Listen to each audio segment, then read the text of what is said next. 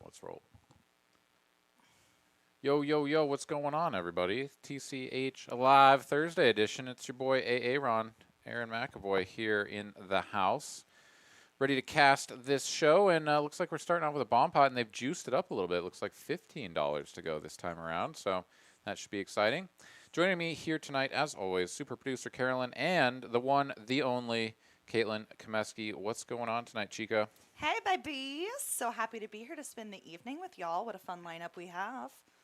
Yeah, right. You are. We got the one and only Bart Hanson here joining us tonight, Oh my and I'm just gonna gosh. call everybody the one and only because they just are the one and only of themselves. But yeah, Bart Hanson here joining us tonight. We got CJ, sorry JC, CJ, JC. I'm a little dyslexic sometimes. Words are hard. And then we've got some other familiar faces in here as well. We got Anderson joining us, and we'll take a look around the table to see who else is here on the felt as well. Looking at the chat, we got plenty of familiar faces in here as well. What's going on, everybody? And All right, yeah, looks like we're just waiting for those cards to get read. On the 4-hole cards, you kind of got to riffle them out a bit. Takes a little bit of skill, but we get there. it does. But while that's happening, it looks like we've already checked all the way through to a free turn card. Nobody finding anything here worth betting at, apparently. And let's see if that changes now that we've made it to this Jack of Clubs on the turn, completing the full rainbow. And indeed, Jay Wynn here, going to go ahead and take a stab out at this. I did not even see that Jay Wynn was in the mix here, but he did turn a set of jacks, and he is going to put $60 out there. Anderson with two ladies, and that's really, I guess he's got a gut shot to a 10. But and a pair of kings, okay. But yeah, really not much going on there, as we're going to go to this 8 of diamonds on the end. No help for Anderson, and Jay Wynn will take it down with a river bet. Anderson let me know that he's graduated from Men's Warehouse, and this is actually a slightly bougier shirt from that Untuck It thing. Wow. Is that what it's called? Untuck It? They're the shirts that are tailored to be untuckable or Untuck. Yeah, they tailor shirt. Free advertisement for Untuck, y'all. Get your custom shirts. But yeah, looking extra spiffy tonight. Super spiffy. All right. Well, Well, button down to button down, it's the difference between like 50 and 100. And I'm like, honey, if you're spending 50, spend 100 to look twice as nice. What? Come on. all right. So yeah, so Jay Wynn going to take that first one down.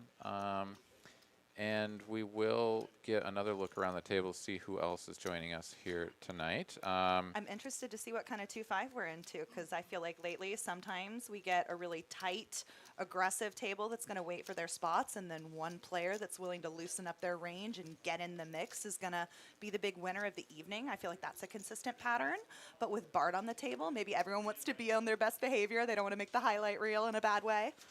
Yeah, you never know, but I want to say I did talk to JC, and apparently he ran into it at the 2-5 game before this went live, and so he said he's going to win 10K to get himself more than unstuck here. So he's going for the record here. I don't think we've had anyone on a 2-5 stream cash out into the 5 figures, but we've had some players get close. But yeah, anyways, we'll see if JC can make that a reality. If anyone can, it's him. He's capable of quite some creative and aggressive play. I think that's right. So yeah, we'll see. And of course, we're definitely going to get some action here with Bart at some point. And I'd love to see him just like, I don't know, like kind of play around maybe a little bit more here. You know, like this isn't a really big like challenging 5-10 uncapped like type game or whatever that he's been playing on some of these streams. So he could really sort of put on a clinic of how to aggressively 3-bet players that might not be defending as wide as they should be, things of that nature. But you know, I say that as like that's what I want to see, but I don't know. We'll just kind of have to wait and see. And of course, card distribution will always play in. We've got Troy here in the 7 seat going up against Jay Wynn. Heads up to a flop, king high. Both players missing, but Jay Wynn does have the superior hand, ace queen high. and the pre-flop lead as he did go for the 3-bet. Troy calling out of position. And we'll go for the check fold. Troy here shows him with a stack of 905. Don't quite see all those chips, but perhaps he's going to get the rest of them right now or something. Not Or sure. maybe that was terrifying enough. He's like, I couldn't even find the C bet on my first hand. Get me the heck out of here. I'm out of my depth. That was a little curious. He just like grabs the stack and bounces. So Maybe he got booted off for someone who had priority. Who knows what the story is? Maybe we'll get it in a sec. well. All right. Well, let's take a look at the chip counts here. Anderson did add on to match up to Jay-Win's stack after he won that PLO bomb pot to get things started. And looks like Luis is going to be the shortest stack at the table, sitting on just about 500 to start things off. Everybody else starting off with the maximum of 1,000. But never you worry. I see some of you popping off in the chat, getting a little dismayed at how puny the stack sizes are, but it is match the stack. So I see several players on here who will be matching the stacks as they grow. So stay tuned. Yeah, and that's the thing. We get a nice mix on TCH Live of the sort of nosebleed stakes, TCH Dallas running on Tuesdays, where you'll see players regularly sitting with 40 to 50,000 in front of them, massive pots getting up to 60,000 and above. I mean, just going off the rails a little bit, and then we will mix it up with our Monday game that is also quite large, and then we have some of the more I like how you accessible. Just quite large, 55K bomb pots. Yeah, and this game is more accessible, right, to like your more average or whatever sort of player that wants to get in and mess around, but not put just like a mortgage on the table, right? Sure. But like, these stacks are going to grow over the course of the night. We regularly see players, the majority of players at the table having 2,000 to 3,000 in front of them here on Thursday night. So indeed, hang out with us here for a little bit, and before you know it, we'll have a lot of chips out there. As Bobby here is going to river the best hand with a pair of aces. Rhett here had flopped top pair of queens, and Bobby going to go ahead and take that one down. All right. Taking a look here at the chat. Nick from Yuma saying that he couldn't even tell that was Jay-Win. I had the same thing happen to me because Jay-Win usually has like more of his face showing. Like if he's wearing a hat, it's like backwards or something. This time he's got the cap forward. From breakdancing practice, so that sounds right. That's why he is dressed like this. Yep. All right. Let's see. And Anderson at the early lead, sitting on 1,200 at the top of the leaderboard. That is my homeboy. Yeah, Anderson always wanted to buy up to the largest stack. Like certainly until if somebody gets up to like 7,000-8,000, then obviously it changes things a little bit. But definitely in the early going, trying to maintain parity with the biggest stack at the table, always in his game. And the same goes for some of these other players. Jay-Win's certainly going to be one of them, as is JC. Absolutely. So let's keep on rolling here as we've got one more hand dealt out. And yeah, nice to see a bunch of you coming on in here in the chat. As you do, please do help us out. Make sure that you are subscribed to the channel if you would like to keep up to date on all of the comings and goings of TCH Live. Help us out by hitting that like button. And if you have any questions for myself or for Caitlin here, do drop those questions in the chat, and we'll do our best to get around to them, as Rhett is just going to raise and take this one. I find that is something that I see players doing often at the lower stakes is signaling when they have larger hands and making their opens proportionate to what they deem the strength of their hole cards to be. And I would just say that you're probably better off doing a standard opening, and if you have an opportunity to 3-bet, you can size up then. Yeah, the betting sizes as a tell can definitely be something that's very effective to use in your sort of arsenal of weapons on deciding how to navigate the streets when going up against different opponents. Because yes, if they do make large raises with their premium hands and then just sort of limp, or make small raises with their middling hands, that can be something you can pick up on very quickly. So yeah, I definitely agree with Whereas that. I want callers when I have ace king. I want to take it to the flop. I'm not afraid of it. Ain't no pocket tens. Yeah, there you go.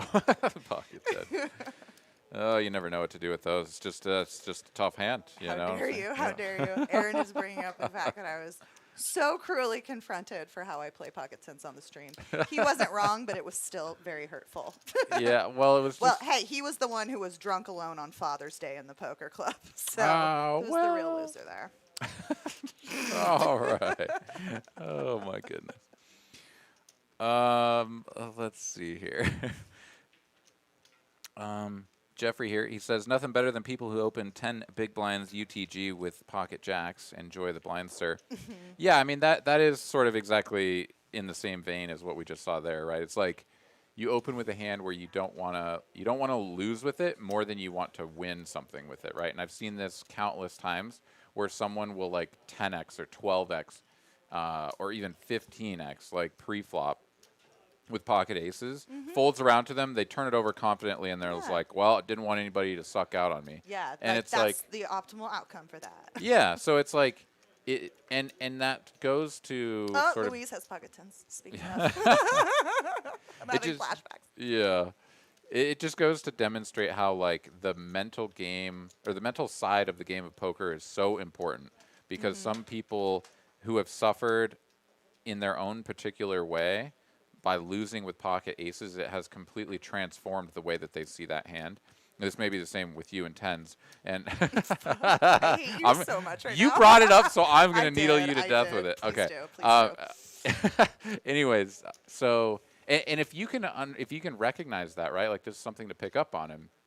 And poker is a zero-sum game, and it is not one where you sort of like recognize that, oh, my opponent has a weakness in this area. Let me, sort of take my foot off the gas when we get into that territory. No, that's the time to step on it and sort of punish them for that weakness. And anyways, always an opportunity And I out would there just if you add recognize to it. that, which I agree with everything you said, is that, if you're afraid to lose with aces, anybody who's calling your all in pre against aces, even if they win that time, that style of player who calls you with king six off, oh, what a terrible bad beat, oh, how horrible, like that guy's going to probably give it right back to you, y'all. Like, don't let it tilt you. Like, stay calm and know that that was a boomerang. That was a future investment because, sometimes you're going to lose with aces. Yeah, that's definitely true. And it can be difficult to think about the sort of longevity of the game as the pocket tens are just going to go ahead and put out a bet there, and JC going to have to fold with the four high, no Let's turned go pocket equity. tens. That's right. But yeah, it's difficult to think about the game as like a continuum that goes out into infinity, or at least to the end of your existence, right? Like you just live in a subset of that every day. We do that in our daily lives. We do that with the game of poker. It's difficult for us to think outside of it, but it is important to be able to, especially if you're going to endeavor to take on this game in any sort of like near professional or professional capacity. Anyways, let's take a look back at the chat here as I see David Dante is here dropping us a $5 super chat. Thanks Thank you, very much, Dante. Dante. We appreciate that. Says, let's go, Anderson and Jay win. All right, all right. Nick, I'm not drinking. No, not yet. I imagine Anderson will come back here and foist alcohol in me, but as of now, she's stone cold sober. Nice. Oh, man. Let's see here. We got a question here. Where did it go? Harrison Gimel asking, Aaron, are you going to play the WSOP this year? I definitely am. I will be out there with some buddies, and we're trying to work out dates and figure out where we're going to stay and chop up the Airbnb, all that stuff. But yeah, Aaron's looking for definitely going to be out someone there. to share his double bed with him, so just jump into his DMs. It's a single, actually. Let him know he would like to share a bed with Aaron. Yeah, spooning in the November. single bed. That's what I'm all about for sure. Aaron has to be the little spoon. All right. It's just going to be that kind of night. All right. Well, I'm ready. All right, Rob opens in somewhat earlier position with ace-king suited, and he got some callers, it looks like. Actually, no, we're already on the flop. But he has flopped the best of it. Not anybody with a lot to continue, except for Bart, who flopped open-ended. He is going to see the turn.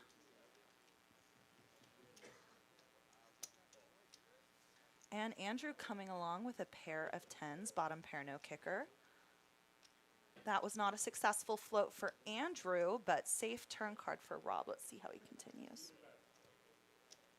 Check, check. And now Bart Hanson here with the passive line on the turn is just going to realize his equity, not going to try to push anybody off of a hand here, probably recognizing that with the call behind on the flop that he's not going to get a lot of folds. And if it does check to him again on the river, then maybe he can go for a stab if he didn't improve. But I think we are going to see check from Andrew here and a probably medium size value bet here from Rob. And as I say that, he is just going to continue checking. This may actually work for him to get value from Bart if Bart does go for a bluff, but okay. All of this is incorrect as we had a little bit of a hiccup on the action tracker. Now we see that Andrew is going to turn his third pair into a bluff. Overbets the pot with just a pair of tens here, definitely targeting a player with a queen. And now we can see that Rob has no intention of folding. He is just going to go for the call, and Bart can safely fold away his hand. And there we go. Rob's going to take this down. Ace is up with the king kicker. And Andrew there, interesting to call on the flop, and then after he saw it check through on the turn, like, It's a very yeah, it's time to go inconsistent for it. story. I think it would have better served him to do that on the turn if you were going to bluff at it. I mean, this is just such a terrible board to try a bluff, right? It's like, not I great. understand. I mean, but I'm saying if you're gonna take the shot, like, don't just like sit around and wait for the river to tell a whole new tale. Yeah, I mean, there's definitely something to that. However, it's tough to think about turning a 10 into a bluff until the river, right? So it's like this confluence of difficult developments for that hand to be turned into a bluff. In any case, it's just never going to work against ace king. It doesn't, and our friend over there in the 2 seat is going to take it down. Taking a look back here at the JC chat gonna here. enter his first pot with ace 10 suited, racing it up to 25. JC was in there with the 4-3 earlier, but he did have to fold my on the bad. turn. But let's see. Nick Gonzalez here asking who the girl commentator is. That would be Caitlin Komeski. That's me. CAITLINCOMESKEY. Nick Vermuma almost got it right. Oh, so close, Nick. And let's see here. Harrison Gimbel saying, well, maybe Aaron will connect maybe we will connect in Vegas. Yeah, that'd be great, man. Absolutely. I will be out there looking at playing the first couple of tournaments, like that first week, like October 2nd through the 9th, but still trying to work out all the details. But definitely, if I'm out there, it'd be great to meet up with you for sure. All right, so JC flopped top, went check, check on the turn. Let's see if he's going to go for his value on the river or if that run out is a little too connected for him. Looks like he will go for value against the Bart Hanson. Yeah, it goes for a massive overbet here, 300. Going for the bet check bet line, and Bart is able to just sort of bow out of that one, recognizing that the sixes, while it does block the very bottom end of the straight, isn't nearly good enough of a bluff catcher to go for that polarized sizing. And JC just going to go ahead and take that one down. Might have gotten himself looked up if he'd bet a little bit smaller, but interesting choice there. Going for the polarized sizing with just one pair. With three cards to a straight out there, yeah, that is a little bit of an interesting line, but maybe works enough of the time to make it profitable. Let's see here. Going back to the chat here, TubeWatcher 0823 had a really good take on this. I really like the way that this was articulated. He says, you win money every time you get it in good. You just don't always collect it immediately. Think about it like that. That is absolutely true. Going back to this idea of, getting it all in with aces or a very strong premium hand and someone calling you with what is sort of arguably garbage and then sucking out on you. It's like, yeah, you just have to accumulate all of those hands that you played that way, that all of your opponents got their money in bad, and then divide it, sort of average it out over all of the times to sort of really get an idea of how that playing it that way is doing for you. I see my childhood friend Colin in the chat. Hi, Colin. Hey, what's going on, man? And yes, we had another question here where it's like, were the min and max buy-ins really low tonight? Asked by Jeff Warren here. No, this is Thursday 2-5 match the stack with a 1K starting cap on the buy-in. So everybody buys in for 1,000 or less, and then has the opportunity to match up to the big stack for the remainder of the evening. We will definitely see these stacks grow. Pretty much every time a new player takes over or a player takes over the new largest chip stack, we will have several players at the table that are going to take that opportunity to match up, and that will be a consistent theme throughout the evening. In fact, I think JC is reaching into his little bag of goodies to pull out more chips right now. So there you go. He will announce to the dealer that he's adding on, and that will be the standard operating procedure for these players here tonight. And Anderson is currently firing a second bullet on his ace jack off that has not connected. And unfortunately for him, Bobby has turned a set, but it is a rather connected board, so perhaps we'll just see a flat here. No, Bobby going to go for the check Nice. jam. He says, you know what, Good read. set of sevens is good enough if you happen to have a six. I've still got outs. And if you don't, then maybe I just Anderson take this is down right not now. representing a six here. Yeah, no, well, that's certainly true. With the 3-bet pre-flop, very minimal holdings that are going to have a six in it. But just in terms of Bobby's like approach to this hand, right? Like there are hands that beat him, but there's not very many of them. Anderson here hasn't folded yet, and now he will do so. Perhaps just doing the math, figuring out if he's ever given himself a price to actually call this all in. However, he was nowhere near that, and he is just going to let that go. Bobby going to drag the pot, and let's take a look here. Chip counts. Yes, 1.5K now for Bobby. He will be the biggest stack, and everyone with the opportunity to match up there. And let's see here. Then we got JD and Rhett. Haven't seen too much from them just yet, but also just always keeping an eye out to see who our newest faces on the program are, because each and every week we have tons and tons of people trying to get in this game, whether from just locals, people here that play all the time, or people that are coming in from out of town. So always exciting to see some of the newer players come on in, get in the mix, and show us how it's done here on TCH Live. Jeffrey saying that he agrees that the action does not often have a six, but the Jack 10 more likely. I don't think Jack 10 is in Anderson's 3-betting range or very many players at this table, but I could be wrong. Yeah, probably Jack 10. I almost don't know, it like depends. 10-9 better for a 3-bet, frankly, if we're going with a suited 3-bet. Yeah, Jack 10 all the way down through 6-5 is very, very often going to be a reasonable 3-betting hand. But it does oftentimes depend on position. And, of course, as you mentioned, like the Player makeup of the dependent. player, right? Like, Yes, yes, are you yes. mixing these into your 3-betting range, or are you just going with a very linear, like, I'm sticking with my best hands and maybe, like, toying around the edges with, like, some ace-10 offsuit sort of stuff. But we shall see here throughout the rest of the evening.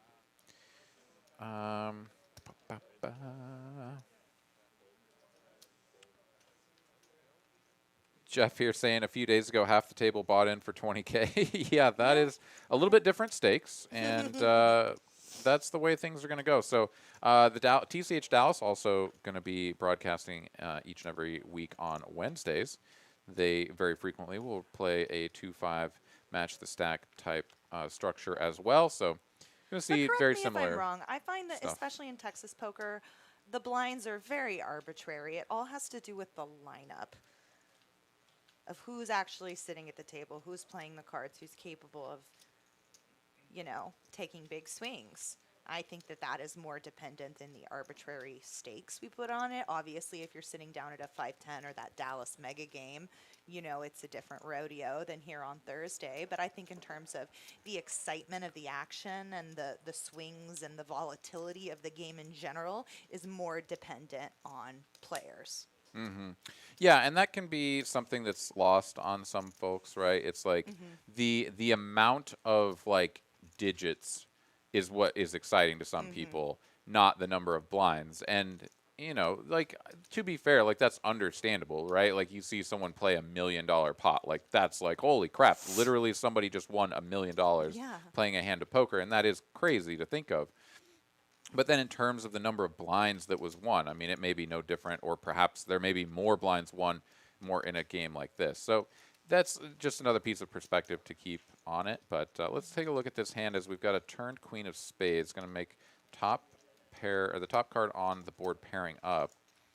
And JC here going to go ahead and take a stab at this. He has a whole lot of air with 0% equity.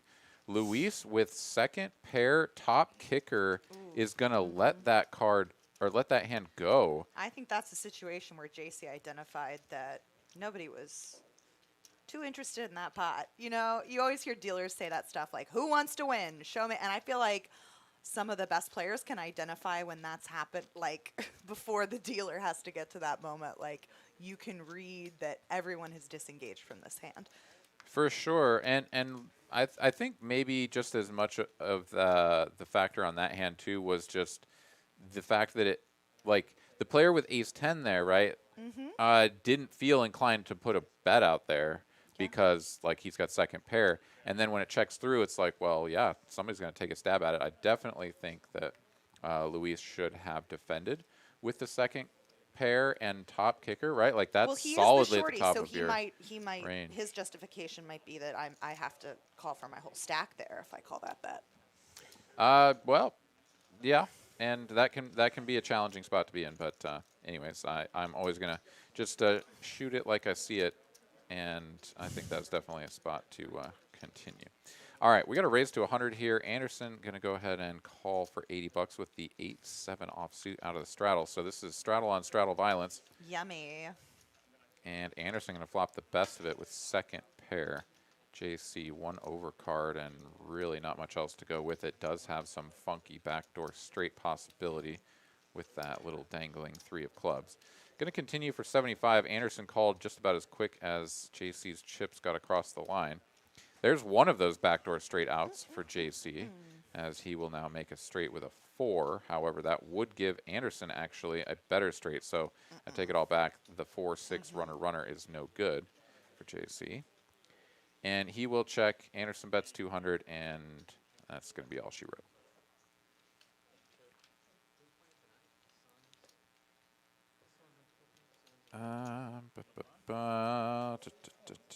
Yeah, we got a couple of people here saying that was a pretty tight fold. I think that's right, but you know, everybody's got their own strategy, and that is something else. I mean, you know, some players are going to just be a little bit more risk averse, and we're early on in this game too, right? We're early on. He's the short stack. It may be player dependent. JC is definitely never checking that, waving the white flag on the river if you flat him there. So, I mean, like, I can see where he's coming from. I definitely agree that it's a tight fold with second pair top kicker. It's, you know, we don't love it, but again, this is just such a small fraction of a player's game. You have to keep in perspective. Like, people think I'm a total trash player because I've taken some really bad lines and taken some big losses on the stream. But at the end of the day, you know your bankroll app, you know the type of player you are, and keep at it, Louise. That's right. Folds all the way back into the blinds and straddles once again. Bobby here not going to open with the Jack-10 offsuit. Folded around to him on the button. Not going to take a shot at this, and so it looks like we're just going to have a battle of the straddles once again. So Anderson here going to limp. Bart going to go for the raise to 70, and Anderson going to call. So the limp call here, out of position from Anderson with the queen 4. Not recommended, but is going to go for a check here on the flop. Bart, this flop totally smashes his range. He's going to bet 60, and Anderson not even going to continue with the gutter. And yeah, that's a little bit of the problem of defending your straddle with the queen 4 is it's just so disconnected. You flop this, you actually have like a draw to the nuts, and you just have to fold. One of those hands that I just prefer to pitch and be done with. But And the thing to remember if you're going to be a straddling player, y'all, is you're straddling to build the game in general and not just this one pot. It is okay to let go of your straddles. You do not have to defend them with trash, nor should you. You can let somebody just single raise and scoop up the straddles. That's okay. It's for the rest of the evening that we straddle. Yeah, yeah, and I mean, just to like go even further into the Mm-hmm. weeds on that, if you're gonna play the queen four, I think you have to come in for a raise. Like you can almost just treat it Mm-hmm. like small blind versus big blind, right? And you should be tighter in the small blind than you were gonna defend in the big blind, of course. But I mean, queen high is gonna be ahead of a lot of just any two random cards. So if you're gonna play it, go for a little raise there. Anyways, on to this next one. We've got some suited cards coming in for some limps. And Luis just going to check his straddle option. And four ways to a flop we go. Jack, 9-8, Badoogie. JC here going to flop top pair. Mm-hmm. No kicker, backdoor club draw. Checks all the way through to a queen on the Louise turn. turns the straight to the queen. Maybe he would have gone for a check raise had anybody taken a stab at the flop. Potentially. Oh, and you know what? That I mean, that's my man Luis there. How did I not even recognize the That's man? Louise, our buddy Dude, Louise. so he's got one epic beard right now. Absolutely. He just got back from Mexico. He feeling himself. He Dude, got hell his yeah. tan. You know, I think it's been just too long since I've seen Luis. Like the Mm-hmm. last time maybe that I even saw him was like back when we still were wearing masks. Because like it just totally didn't even register in my brain that that's Luis, Yeah, the he's Luis hiding that I all know. that under there. Mm-mm. Yeah, his beard has grown. So all right, so between the beard and the no mask, the Luis is a new man. But we do have a straight to the queen there. That's going to go ahead and take that one down. Luis Way to shipping the take it pot. down, Luis. See, he was just waiting for his better spot. That's right. And some recognition, you know. Yes. But dude, it has been crazy. So there have been some people that I haven't seen since the mask, just like Luis here, and like you Mm-hmm. see them and you're like, oh my god, that's what your face looks like. Now I remember. Or like some people that we've met during COVID didn't ever really know what their faces looked like, and now they take the mask off and you're like, holy shit, that's you. Were you that day where somebody was playing in a game that I organized and they were like, I was like, oh hey, I have a seat for you, and he came up to me and he was like, hey, and I was Uh like, I'm so sorry, we're full, we have a list, that seat's reserved, and he's like, yeah, you texted me and told me it was mine, and I was like, huh. holy smokes, Mike, like Yeah. I've never seen it Hey. without a mask. I was like, no, you Yeah. can't No. sit here, that's for you. It is. It's awkward, and I mean, I'm just so thankful that we are moving on and that we're getting back to normal. It is so great to see people's faces again, and now it's like, and I don't know. This probably isn't the case everywhere in the country. I mean, we're in our own little sort of oasis here in Texas, but like pretty much nowhere has like masks mandatory anymore. So it Hmm. just feels like you walk in wherever you want and just be a real human being again. So that's nice. All right, JC making a rather wide open on his button. Going to take advantage of position. He is dominated by JD, but not in heart. I will venture to say. And right on cue, he's just going to get that C bet right on through. Nice pot, JC. Yeah, JC should get sort of the rest of the table that isn't familiar with how he plays sort of caught on to him before too long because I Hmm. think JC's VPIP is going to be somewhere north of 50% here tonight. For sure. And I know for a fact that like Bart's going to pick up on that, Anderson, Hmm. and Jaywin. well, and I think Bart may have even actually played with JC before, but Hmm. yes, definitely Anderson and Jaywin are well aware of JC and what Yeah. he is going to be bringing to the table. The rest of these players may just need a few orbits to get acclimated to the fact that like, damn, this guy's playing a lot of hands, Yeah. Yeah. and then maybe realize, oh, maybe I should be pushing back and defending a little bit wider against this player. But we'll see how that goes. As Andrew here going to put in a raise with 7 deuce. I don't know. Are we playing the 7 deuce game tonight? No We are seven not. duels tonight. For the love of the game, here says super producer Anderson. Andrew going to go for the raise. He's going to get called, just called by Rhett with pocket Judies. So going to play this one slow. This is a UTG open from Andrew, so perhaps a stronger range than you would normally want to go 3-betting with jacks against, but definitely taking a little bit of a more passive approach. Andrew going to continue. And Rhett not going anywhere just yet. Bet a 35 and a call. Off to a turn we go. Another 9. Second card on board. Going to pair up. This traditionally is going to be much better for the in-position caller here, but Andrew continues for 50, and Rhett will make the call. king of spades on the river, and Andrew could just keep his foot on the gas here and put Rhett in a tough spot, but he needs to go for something like 150 here. Oh, I got it through. even 100 is going to get the job done. And yeah, Andrew confidently turns over the 7 deuce to be like, I had it. Yep. I had the nuts. All right. Well, hopefully that sets the tone a little bit, and we'll get some more players sort of spicing things up and trying to turn their hand over confidently and be like, yeah, no, I was playing 7 high, No. and that was good. All right. Let's see here. Taking a look back at the chat, as we've got Ethan here says, I think beards should be mandatory. Absolutely. Me too, Ethan. If you don't have a beard, you're not allowed at the table. That would be Not one. at my table, my dinner table. Oh, my goodness. All right. So on to the next hand we will go. This time we are missing a straddle, as looks like our player over there in the 8th seat has gone for a jog. Rob here. It's important to get cardio, y'all. I know it's hot, but stick with it. Yeah, especially here in the air-conditioned room. I mean, let's go. Rob here, king 5 of clubs, going to open this up to $25. He's got the Gordon special, the Gordon's nuts, and he's going to go for it. Anderson with king 10. Coming along for a call. Bart Hanson going to do the same, and 3 ways to a flop we will go. King ball, corner pocket. So Anderson and Rob both flopping top pair here. Anderson with the superior kicker and backdoor straight and flush options. Bet at 25 and a call.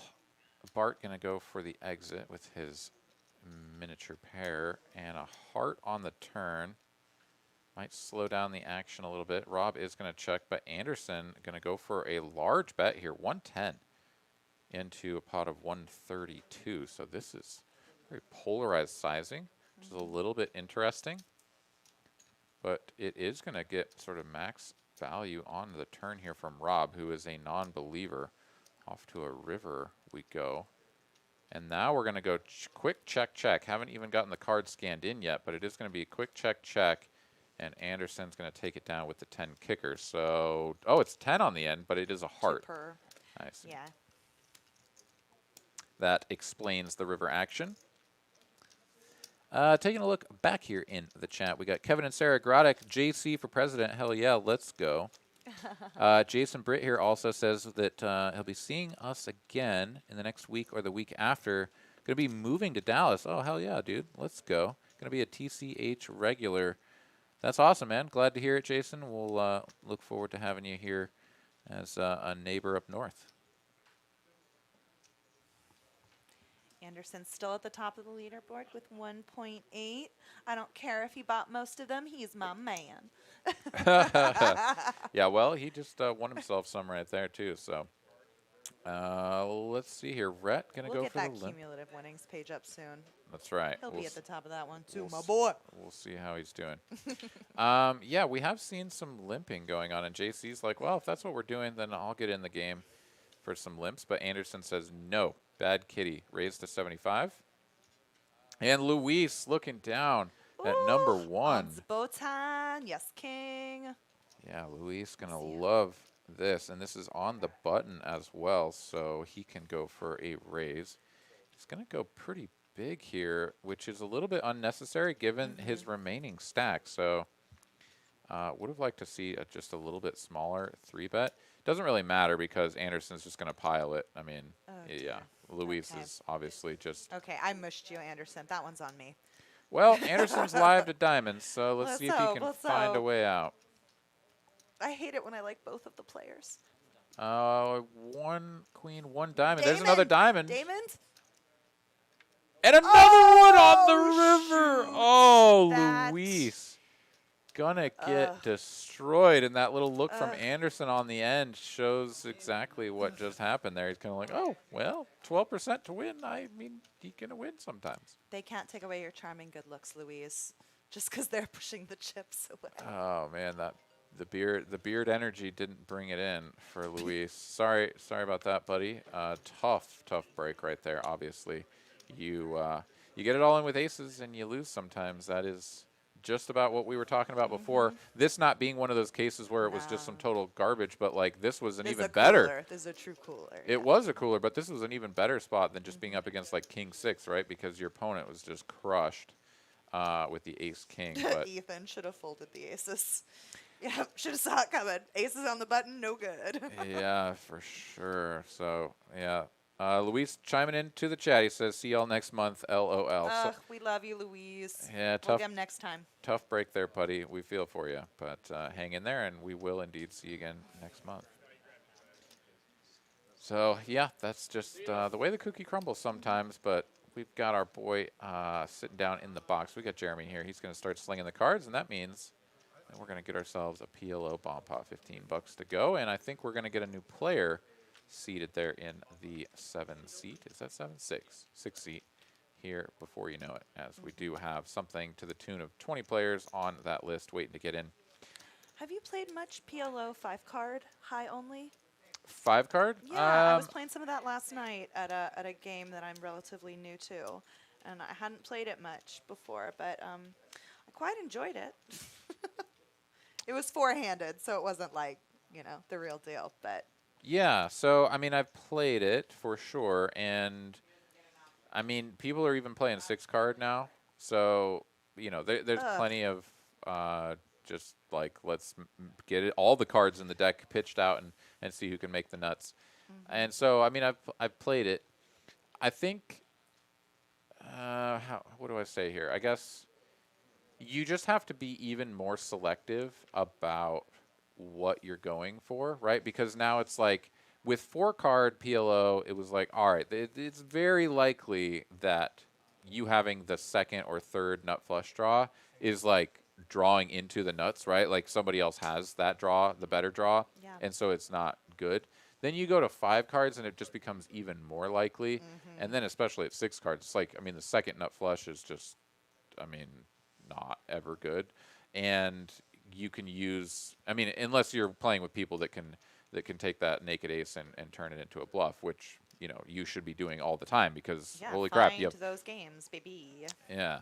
But in any case, I haven't played enough of it to really know the nuances of the game that well or have a strong opinion about whether I like it or not. So of the cards we can read, it looks like Bobby flopped the best of it with top and bottom. We don't know Rob's cards yet, though, and he was the one to bet, maybe? I don't know. Let's let the action tracker catch up, see where we're at.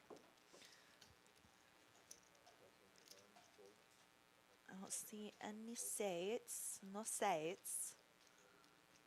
He's 10-3, his best hand. Yeah, Bobby, he is going to bet it out. Top and bottom pair. JC has a better 2 pair, so top 2 for JC and the best hand at the moment. J-Win with that gutter to the wheel and backdoor spades is in the mix as well. But instead of a spade, we get an 8 of clubs. Nobody's holding clubs. Does bring in a little bit more equity for Bobby here as he now has a gutter to the nuts. So he may just continue firing. Sort of just, this is oftentimes just going to be an attempt to maintain control over the hand rather than like, yeah, I have like totally the nuts and I want everybody to call me, right? Like I'm pretty sure Bobby would have been perfectly fine with everybody folding at that point. However, he is going to continue to get called by JC, and there it is on the end. 9 of spades going to bring in the nutter butters for Bobby, and he's going to check. Interesting. Bobby, baby, no. Well, this, I mean, JC's... What are you afraid of? There are no other hands that beat you. Yeah, I mean, JC's a little bit of a loose cannon. He trapping? Well, he clearly is trapping, right? I mean, he has the nuts. But Unsuccessful JC trap. here with even the river top 2 pair, like it's just a little bit curious because normally you would think about going for a check raise on the river when it was a card that your opponent could credibly represent something, right? And while it was a texture-changing card, it's like, what was your opponent calling you all the way down with that can now even take a stab at this? They're very often just going to have something like they had, either like a low set or a 2-pair type hand that's just kind of holding on. Yeah. But anyways, that's... Oh, he had a set of tens. Carolyn is saying that the RFID readers were incorrect. Sometimes that does happen. And it appears the winning hand was a set of tens. Set of tens, Set not of a straight? tens, Okay. not a straight. Okay, so then the 3 cards to a straight came out. He was now losing to Okay. a bunch of different straights, and so he was going to go for the check call, perhaps. Okay, all Okay, right. nice check, Bobby. Okay, fine. Whatever. Robbie, Bobby, Robert. Which one of the Roberts was that? Bobby, Robbie? Ricky, Bobby. Bobby, Robbie. Jobel here in Houston. What's going on, dude? Welcome to the chat and to Victoria Texas. Luna. Hey, V. How you doing tonight, this evening, pretty baby? Da, da, da. Oh, man. All right. Is Bobby limping under the gun with 9-7 off? Oh, okay, no, sorry. I need to, like, let the action tracker do its thing. Yeah. I was like, Bobby, no, Bobby, baby. Yeah, sometimes it is a little bit difficult to keep up with everything, but JC has put in a raise here. JD is just going to call this on the button. Wow, that is a little bit curious. And, okay, that's why you don't do that. I mean, this pot is small, so he's going to lose less, but that is results oriented. This card may actually just really get JD in for a lot more, as JC is going to turn top trips. He has no kicker to speak of, but he's never going to be afraid that his hand is no good, so he's going to continue betting for value. Puts 50 in there, and JD now going to go for a raise. He's like, if you have spades or a queen, like, let's build this pot. And JC, I guess facing this action, will actually need to be a little bit concerned about his kicker. So he is just going to go for the call. And now this may just go check, check on the end, and JD will... Oh, my goodness. Absolutely not. It won't. What? Okay. Well, goodbye to your chips, JD, I guess. Or is that going to scare him? JC here should now go all in. Because your opponent's never going to fold a queen. And JD, of course, actually has an even better hand with the kings. No, JC's going to bet small. This may actually induce. I mean, Yep, it looks like it is. I don't know. JD may just call, for though. him. Oof. Yeah. Baby. Oh, dear. Perfect spot for JC. Bets the 125, the 1/3 tickle. Let's watch JC's posture to see what a performance he puts on. I haven't seen JC do any Hollywood acting, so I'm The fact that I mean,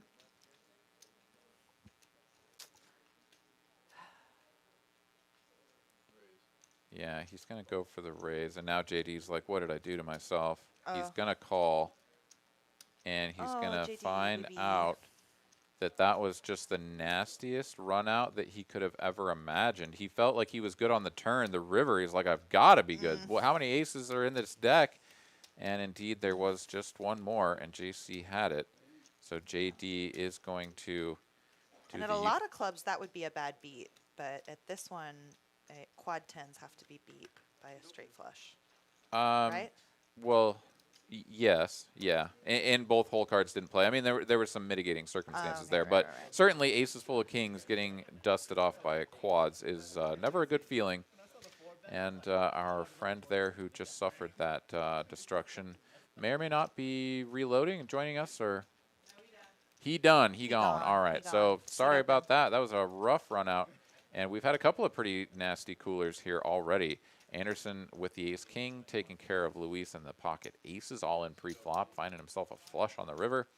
And that one right there where, yeah, I'm not sure I go for the raise on the river, but maybe, right? Like, I don't know. It's just such a tough spot. You lose to one effing card, and there it is. So pretty tough stuff. But sorry, baby. Very entertaining. That's one thing. So thank you guys for coming along for the ride. Visionary fitness. I have to agree with you. All these guys should watch Bart Hanson videos. Flat with kings get punished. Truly. Well, I don't know that would have played out much differently, but yeah. I love this. Sergio says, when you take a break from the table to eat, smoke, or use the restroom, does your seat clock time pause? Well, that would be one interesting way to get out of paying your hourly. Is just like play your hand, then get up and be like, "No, bro, I'm eating over here." Like, pause the clock, man. No, as long as your chips are on the table and you have a seat there, you are on the clock. But I think that's pretty self-explanatory. Let's see here. Let's take a look here. Nick from Yuma, Yeti cooler hand of the night so far, and we're only in like not even a full hour into the program. We've had some pretty nasty hands go down, so plenty of action and pretty sick stuff happening. And now I see a plaque on the table. Woohoo! Plex. Yeah, I think that's Jay Wynn over there busting out the plaques to match up to the big stack as JC has what looks to be a full barrel of black chips over there. So he'll be toying with the 3K mark. Anderson was already up in that vicinity as well. So the biggest stacks at the table can now be matched up to just shy of $3,000. So anybody that was like, oh, what's with these $1,000 stacks? There you go. It's over and done. Now we got 3K stacks.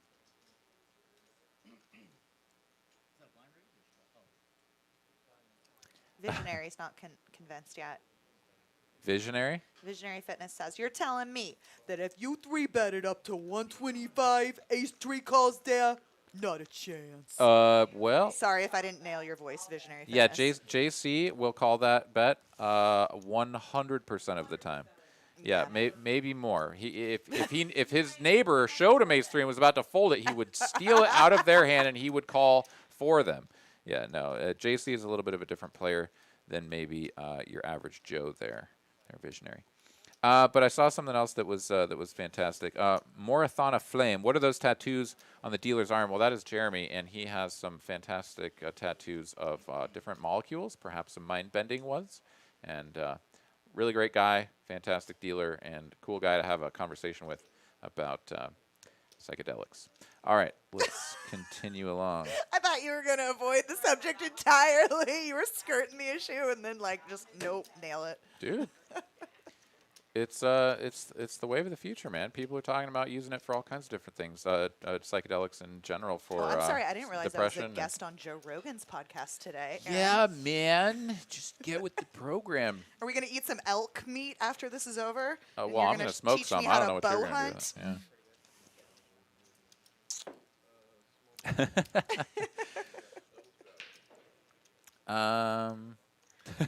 Texas Bill, I was wondering just that. What bet would have gotten him off of ace-3? I'm guessing only an all-in. I mean, okay, let's give the man some credit. He's not gonna call like half of a stack or something, but ace-3 suited to any reasonable 3-bet on the button there, like he's just not gonna fold. In fact, he could even go for the 4-bet and have his opponent go all in, and then he might have to fold, depending on how many chips. Well, yeah, depending on the stack size, right? Yeah, but yeah, that hand could have played out much differently. The end result probably would have been the same. Let's just say that. Well, JC, well on his way to that 10K cash out. He was manifesting earlier. Someone said the voice I did for Visionary Fitness sounded like Andrew Dice Clay, and then somebody else said it sounded really sexy. It can't be both, gentlemen. Nice. I never know your name drops. You drop these names. I have no idea. You don't know who Andrew Dice Clay is? He'd be earring the leather jacket. He'd smoke on stage. It's like a late 80s, early 90s. Oh, he was like okay. Heyday. An actor from like our childhood. Then I'm like sure I'd recognize him, the but I don't Dane know. Cook before Dane Cook, but he actually smoked and was a jackass. I'd probably recognize him, but yeah. Oh well, then fucking I don't know that I would. Shit. I know. You know how like people that are like more cultured than you or like read a book? Sometimes I want to be like, just go watch a dumb show. Just go watch a dumb show, you overinformed, erudite man. Just go kill some brain cells, you know? I'll keep the ones I've got. Thank you.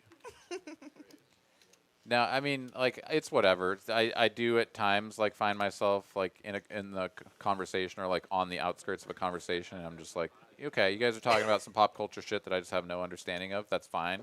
And then other times it is just like, well, I mean, I guess I could know this stuff. What is this shit? Like so it's interesting to me when I am exposed to new information, but most of the time it is like, oh my god, she did what? And I'm like, I don't fucking care. So that's Don't the way worry, it I'm is. equally as bored by your interests and hobbies. Good. Physics didn't need you anyways. Oh my god. All right, Michael here in the chat. He says he played the father in A Star Is Born. Oh, whoa, that guy. No, he did not, y'all. That was Sam Elliott. What? Nice, nice. Okay. I was like, well, actually, I saw that movie, but okay, now it's not the right thing, anyways. So, good stuff. Good stuff. Let's keep it going here in the chat. Let's keep all the good friendly back and forth of nonsense going as we take a look at the like counter. We're up to 74, so we're approaching that 100 mark.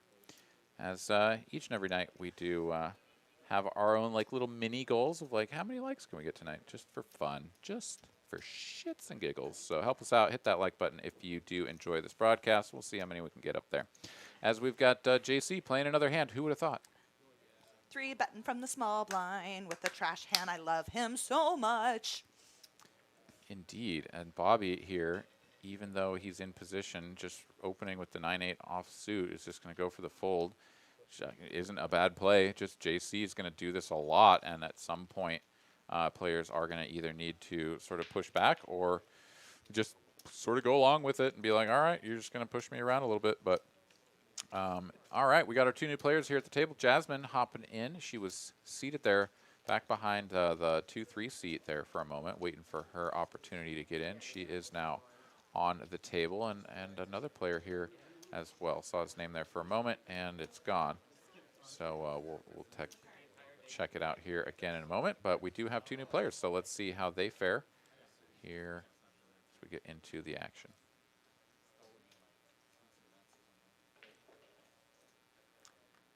Let's see here. Troy and Jasmine. Okay, there we go. Troy was our jogger from earlier. He must have finished his lap. Oh, yeah. All right. Yeah, did a lap around the building, maybe the parking lot, and he is back. Okay.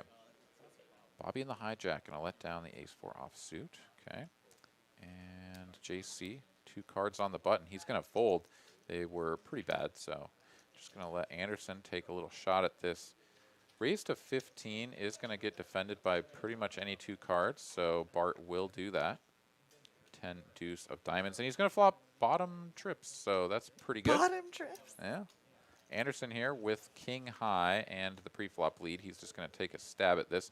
A little bit curious because no hand that's better than you is ever going to fold, and your hand beats everything anyways that isn't going to call. So a little bit of an interesting stab there from Anderson. Does just go for the bet, gets raised, and has to fold. And on to the next hand we go. All right, Jasmine added to the table. I believe she is a close personal, perhaps romantic friend of Andrew. Last time she sat down, she played 1 hand and it was aces. Let's see if she's feeling a little friskier tonight. Yeah, that was a while back, She played 1 wasn't it? aces, and I think she scooped the straddles and the blinds. And let's see if she's feeling like, hey, maybe I'll open my range to aces and kings. Well, yeah, we'll see. Matthew May says, is it me or is the volume low? Well, we haven't had anybody else mention that there's been any issue with the audio, but please do, as always, let us know if there's anything going on with the audio, and we'll make sure to keep an eye on that. But I think that everything's been all right.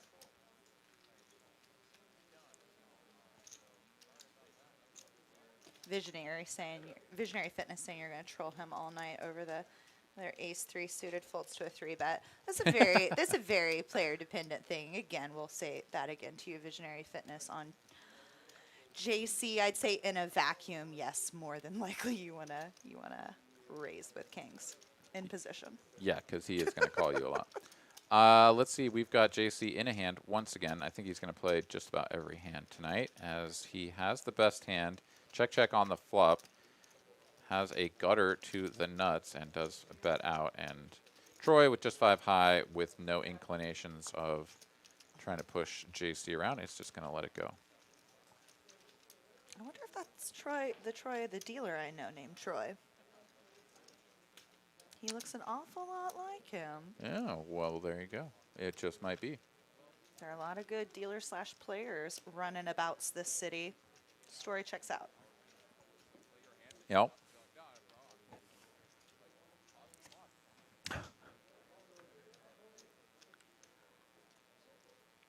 Okay, that's an interesting question.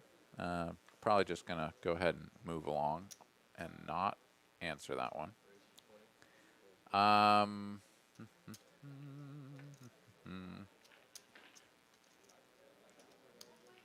All right, well. All right, Andrew has a couple of ladies, as our good friend Mike likes to say.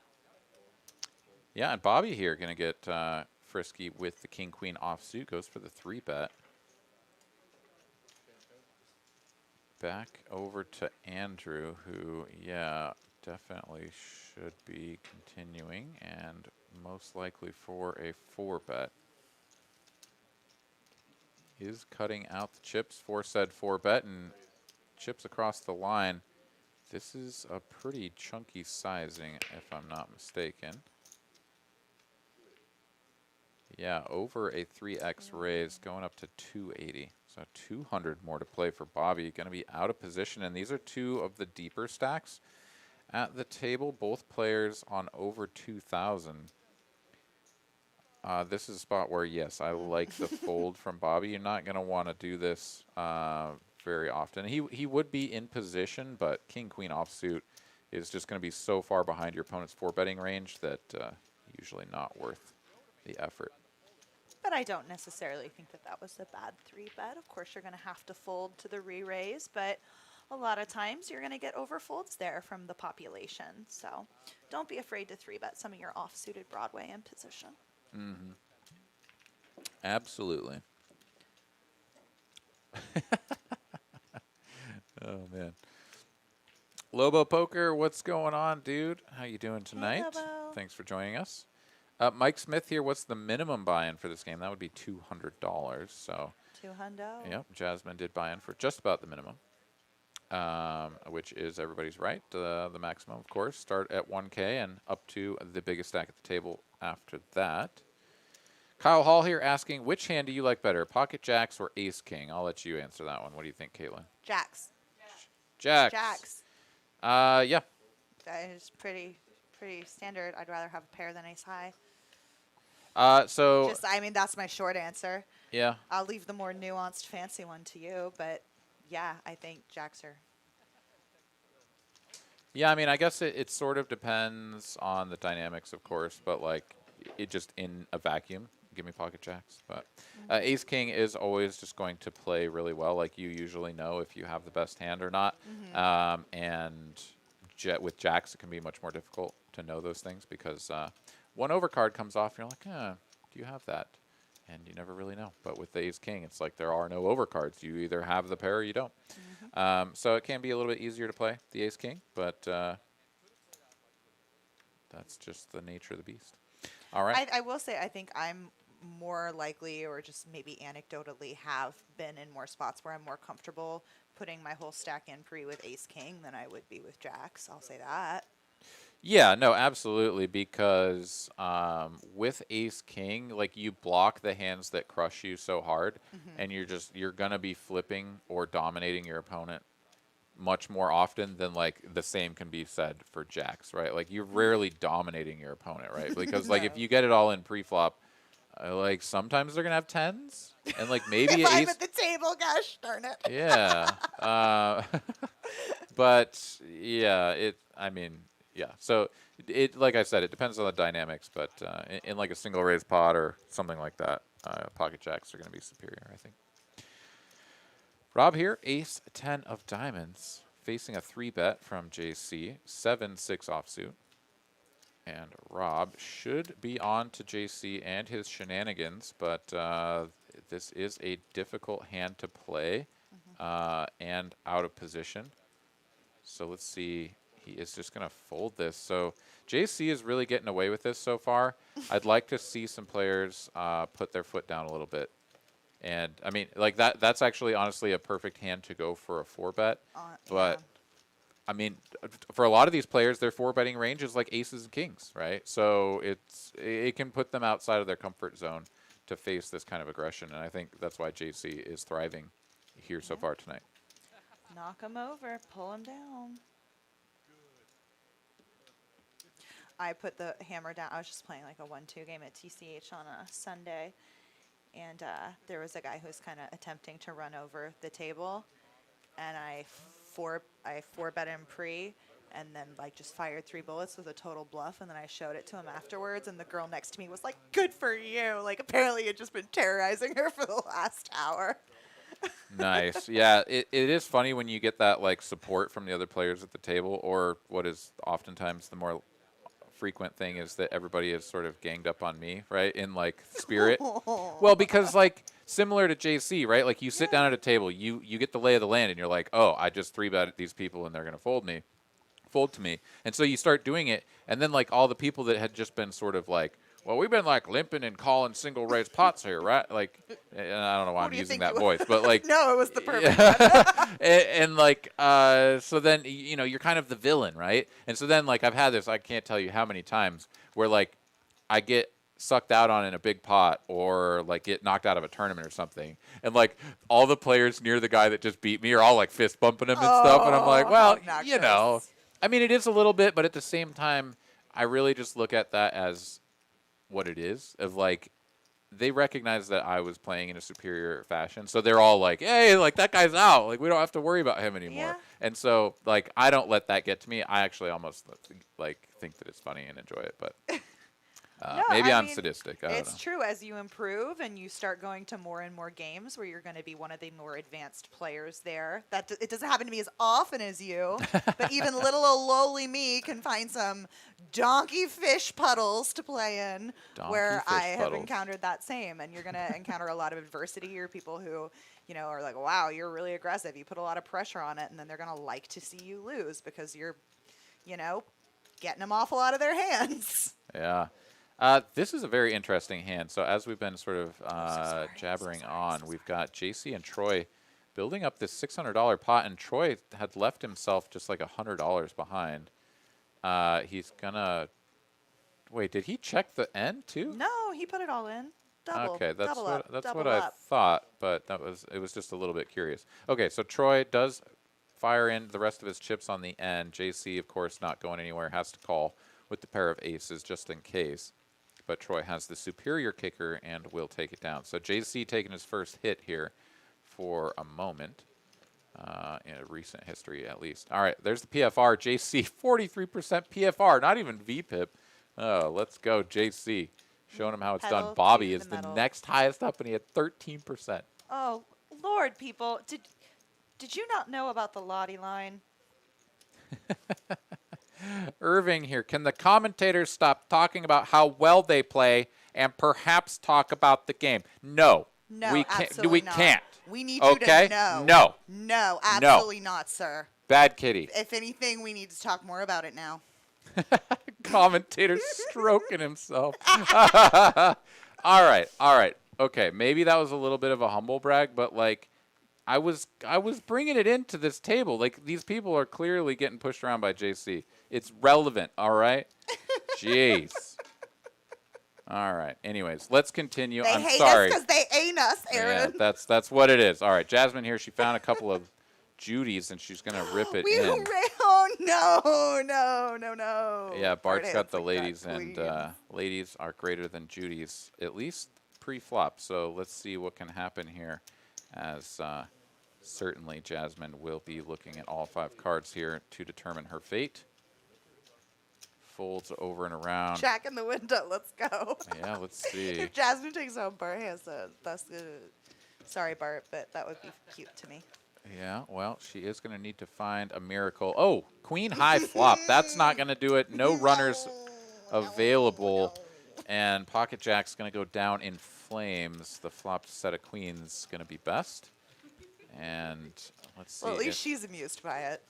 Well, that's certainly That's true. right, girl. You spend your boy's money. He want to play with you. Yes, girl. Did you see it? Just open the wallet and hand her money. Yeah. By the way, y'all, I do have an opening for boyfriend who wants to open his wallet and give me money to play with. Yeah, absolutely. I Well, see a I mean, lot of people commenting on the appearance of Bobby. I'm seeing a lot of people say they think he looks like Brad Owen or other figures. I myself thinks he looks like Jake Gyllenhaal after he went through like a really terrible divorce. all right. I'm just kidding. You heard it here first. I'm just kidding, Bobby. You're clearly very cute. All right. Well, Jasmine is reloading. I think it was for another minimum buy, so she'll get back in here momentarily. As we got the straddles going on, the $10 and the $20 straddles. So JC and Anderson bringing the straddles in the house. As let's see here. Yep, Jasmine back in for 200. Andrew out of the way, over and around to Bobby. He's done with it, and this is going to be a battle of JC against Anderson. JC king 8 of diamonds, and Anderson doesn't have anything to defend. So these blinds, we've seen this before. When you have the straddle up to 10 and then to 20, right? Like it's 4 times higher than what the players are sort of used to playing with the $5 blind. And it can really tighten up some players, right? They're like, well, now I'd have to open for 4x on $20, and I don't really feel comfortable putting $80 in when I have like ace 10 offsuit or something, right? So then they'll just fold those hands. With all due respect, I would say to that player, then maybe you're not ready for 2-5 because I don't think anybody on the planet, whether it be a poker god like you, Aaron, or a mere humble fish like me, we should not be playing stacks that we're not comfortable bluffing off the whole thing. Like, if you're not, like, come with multiple bullets in the pocket, play the games that you can afford to be comfortable in.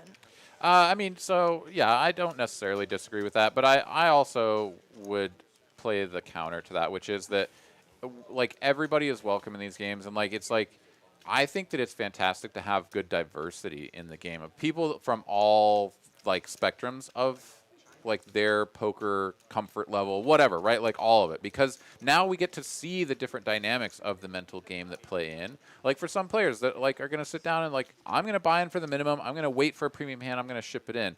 The players that aren't going to be comfortable with the straddles. And, like, how all of that interaction happens. Because, like, we're getting to see, like, live right here in front of us that, like, JC is getting to do what he's doing that shouldn't be allowed, right? Like, I mean, not from a standpoint of the rules, but like the other players should adapt and counter him. And if they don't, then he gets away with it, and everybody then should like go away feeling a little dirty, like, ugh, let that guy push me around. And then that should hurt, and that should sting, and they should learn from that, and they should make adjustments later. Like, that's fantastic. Well, We what were should you see wearing when you let JC run the table over? Sorry. that. Okay. I wasn't ready for that Carolyn question. thought it was funny. Carolyn thought it was funny because he said you walk away feeling dirty. Sorry. Oh, my goodness. All right, let's see here. Bobby here raising it up to 75 bucks on the button. King 10. He's up against Bart Hanson from the straddle. King 10 of, or King Deuce of hearts. Let's see here. I believe, yeah, we had a call. We're off to a flop. Check, check on the flop, and to a turn we go. That is a better card for Bart's range, but he's not going to stab at this. He's got basically a 0 equity bluff. So we know Bart is going to be very disciplined and very adherent to sort of poker theory because he puts a lot of effort into studying and making sure that he is approaching the game from a theoretically sound standpoint. So not going to take a stab with the 0 equity bluff, even though his range does have the advantage. His opponent going to just take a stab on the turn, and it's going to take it down. Nick from Yuma wants a headset on Carolyn. Well, she has one, but she just has to use it to communicate with the dealer. So it would be tough to have all of her back and forth with the dealer mixed in with the audio. But I agree with you. It would be fantastic to get some commentary from super producer Carolyn sometime. Hi, Brian Bell. I see you, and I'm so sorry. I'm so sorry you feel that way. Okay. I don't know what you're referring to, but I'm going to look for other He's things in just the been chat. consistently chirping at me, saying mean things in the chat. But Oh, really? Brian, That's it's okay. unfortunate. It's okay. I know you're threatened by my raw animosity, charisma, and sexuality, and that's okay. That's okay. There you go. There you go. All right. Let's see. What else we got going on here? Ba-da-ba-bum. Free ride bear, diversity, spectrums, great buzzwords. Thanks, man. What's the That timetable on that? I have caught up with the time. Super woke, bro. Using all the words, even though they're hard, here on TCH Live. So thank you guys for coming along. We're having a good time. I hope that you guys are too. And you know what? We bounce around between talking about poker, talking about bullshit, and just seeing what all happens. But we've got an all-in hand here between Rob and JC. Rob has finally put his foot down. He says no more, and now JC is going to outflop him, and this poor man is going to get coolered. Ace King against Ace Jack, and JC, who had really run into it earlier in the night at the other table before the stream started, can do no wrong here. And his prognostication of running the stack up to 5 figures is well on its way, as we are an hour and 15 minutes into the broadcast, and that man has somewhere north of $4,000 in front of him. So, wow. Nice little run here for JC, exacting revenge on these poor fellas and a lady for the damage that he took at the other table.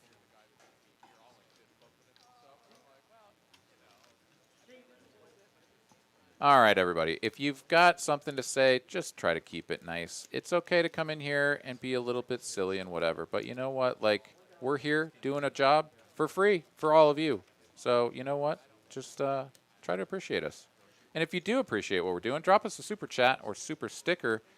All those tips do go to the commentators and to super producer Carolyn. So, yeah, help us out. And if you want a special shout out, we'd be happy to do that. As let's see here, Brian, what's going on? Thanks for joining us.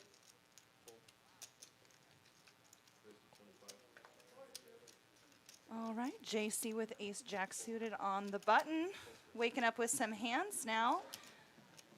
One stand taken against him did not get through, unfortunately. The victim of the cooler. Yeah, like that was just a pretty nasty spot because as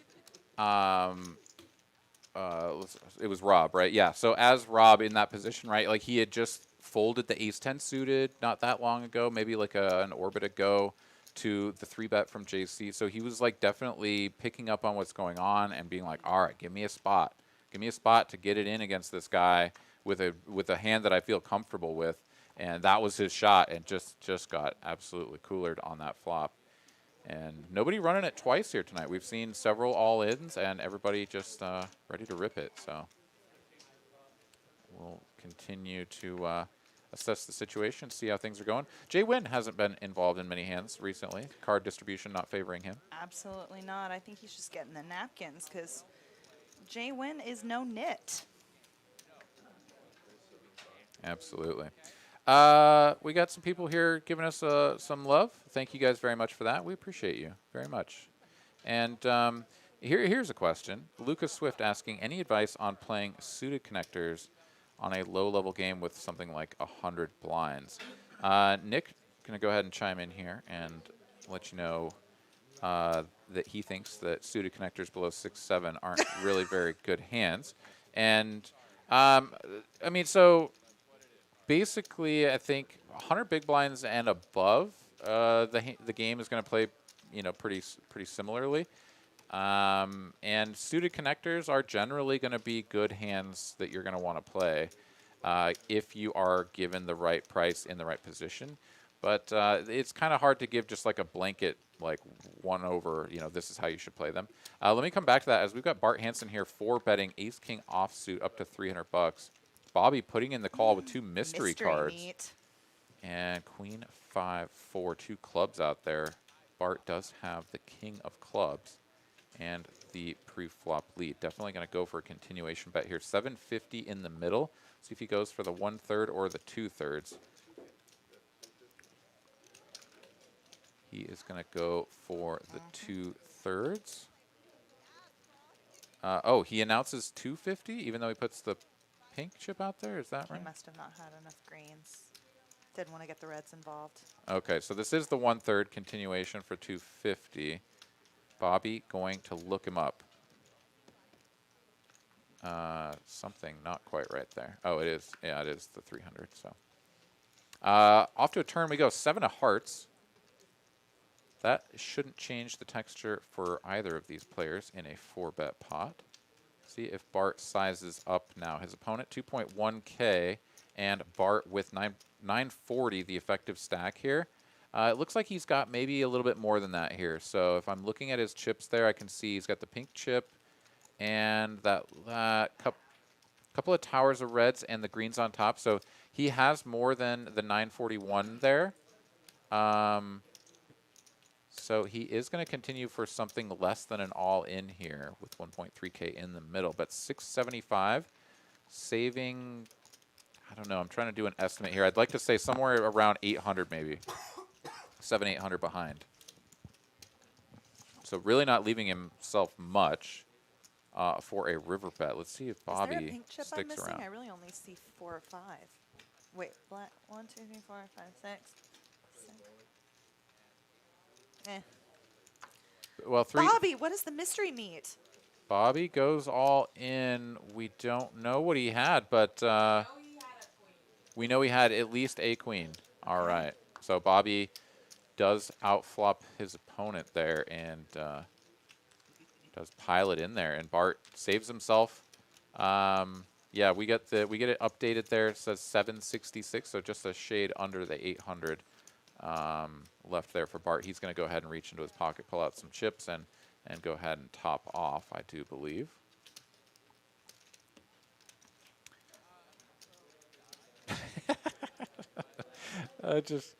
Man, you guys are fantastic. Thank you guys for coming along, and just love to see what you guys hear in the chat. Also love to see the responses here to that question about the suited connectors. R.L. Stanton here saying that suited connectors, your best chance to crack big pocket pairs, and to always use implied odds while playing them. Implied odds being, this idea that while you may not have the direct pot odds in that moment of like, if I put in this many chips, this is my expectation of winning this many chips back out. It's like, if I make my hand, like let's say that I make a straight or something like that with my suited connector or maybe a flush, that I could get paid off more than what's in the pot at that moment. So you can actually call a little bit lighter or perhaps go for some thinner raises, things of that nature. But yeah, absolutely. That is all good stuff. Good responses there. Thanks, guys.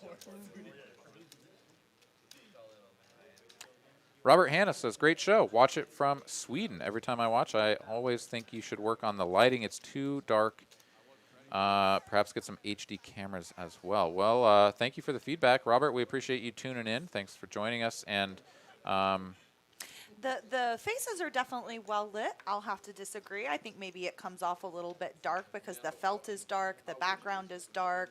But I see some lovely, expressive, beautiful male faces and Jasmine at the table. yeah, absolutely right. And RL has a nice addition. He says maybe a disco ball right over the table. I think that would be a good addition. So maybe we'll look into that. See what we can do. Every time JC calls with ace 3 suited, it like turns on and the whole room dances. There you go. All right, Bobby here with a couple of trays. Rhett here, ace 8 off suit. Going to call the open to 60 from the, I can only imagine is the straddle position. No, he limped under the gun and it goes for the limp call. All right, as we've got Jack 7-6 here. Caitlin going to go ahead and step out, get some fresh air, so I'll hold down the fort here. Check from Rhett. Bobby goes for the C-bet, and we'll just take it down. So on to the next hand we will go. All right. So, oh, Justin Davis here joining us in the chat. Sounds like he was our player who had pocket kings against the quads from JC there. Says that he realized that he could have just called on the river versus the 4 aces, saved his last 500. Says he just didn't feel like he had it, and JC played so many hands. Well, that's absolutely right, and I definitely don't blame you. I think if you're going to play it that way, JC is the exact opponent to play it like that, because if he's going to have a queen there ever, betting it for value, then you can just attack it by getting it in there with the kings. I mean, it's just really tough that you have the one, your opponent with the one card that beats you there. I mean, that's just a tough beat. So, thanks for joining us here in the chat and for giving us your thoughts on the hand. Definitely appreciate that.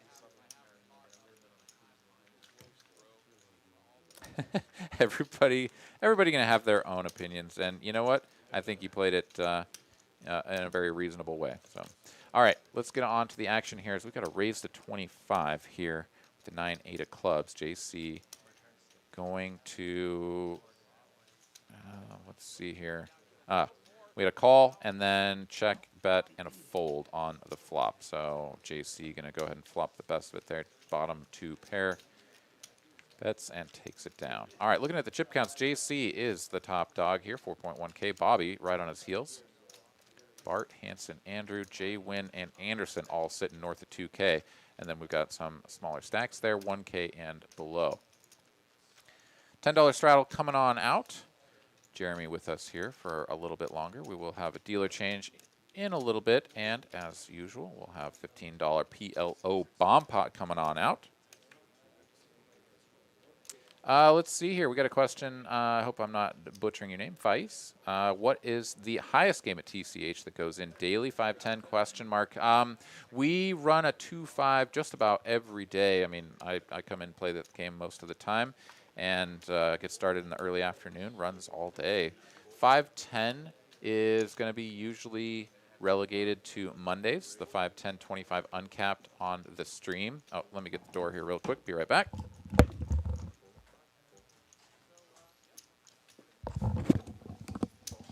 Yeah, so 510 doesn't run daily. That's certainly true. But in terms of the size of the game, like the blinds, as we've mentioned repeatedly, are not that important to how the game actually plays. So I would say that the 2-5 here definitely plays as big or bigger than most 510s anywhere else. And yeah, pretty standard to have most of the players at the table with anywhere between 2,000 and 5,000 in front of them. So hope that answers your question, Vice. Thanks for that. As we've got Bobby here tangled up against Bart Hanson, and Bobby putting his foot down here. He's got 10 high with 10-4 offsuit out of the straddle, and he is just going to push Bart right out of that hand and take it down. Maybe a little bit of JC rubbing off there on Bobby. He says, you know what, I could play this way too if everybody just folds. Why not? This pre-flop raise chart is quite extraordinary. It is. 43 down to 17. Bottom 2 are at 2. Mm-hmm. Wow. Wow. Wow. Wow. Yeah, indeed.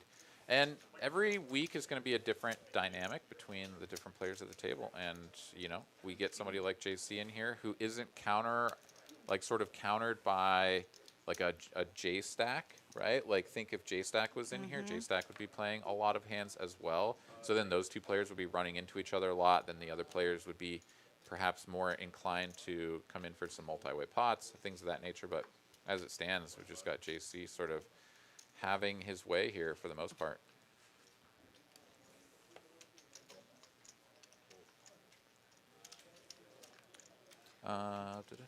JC gonna open with Queen 10. Gonna get looked up by Troy with 9-7 suited.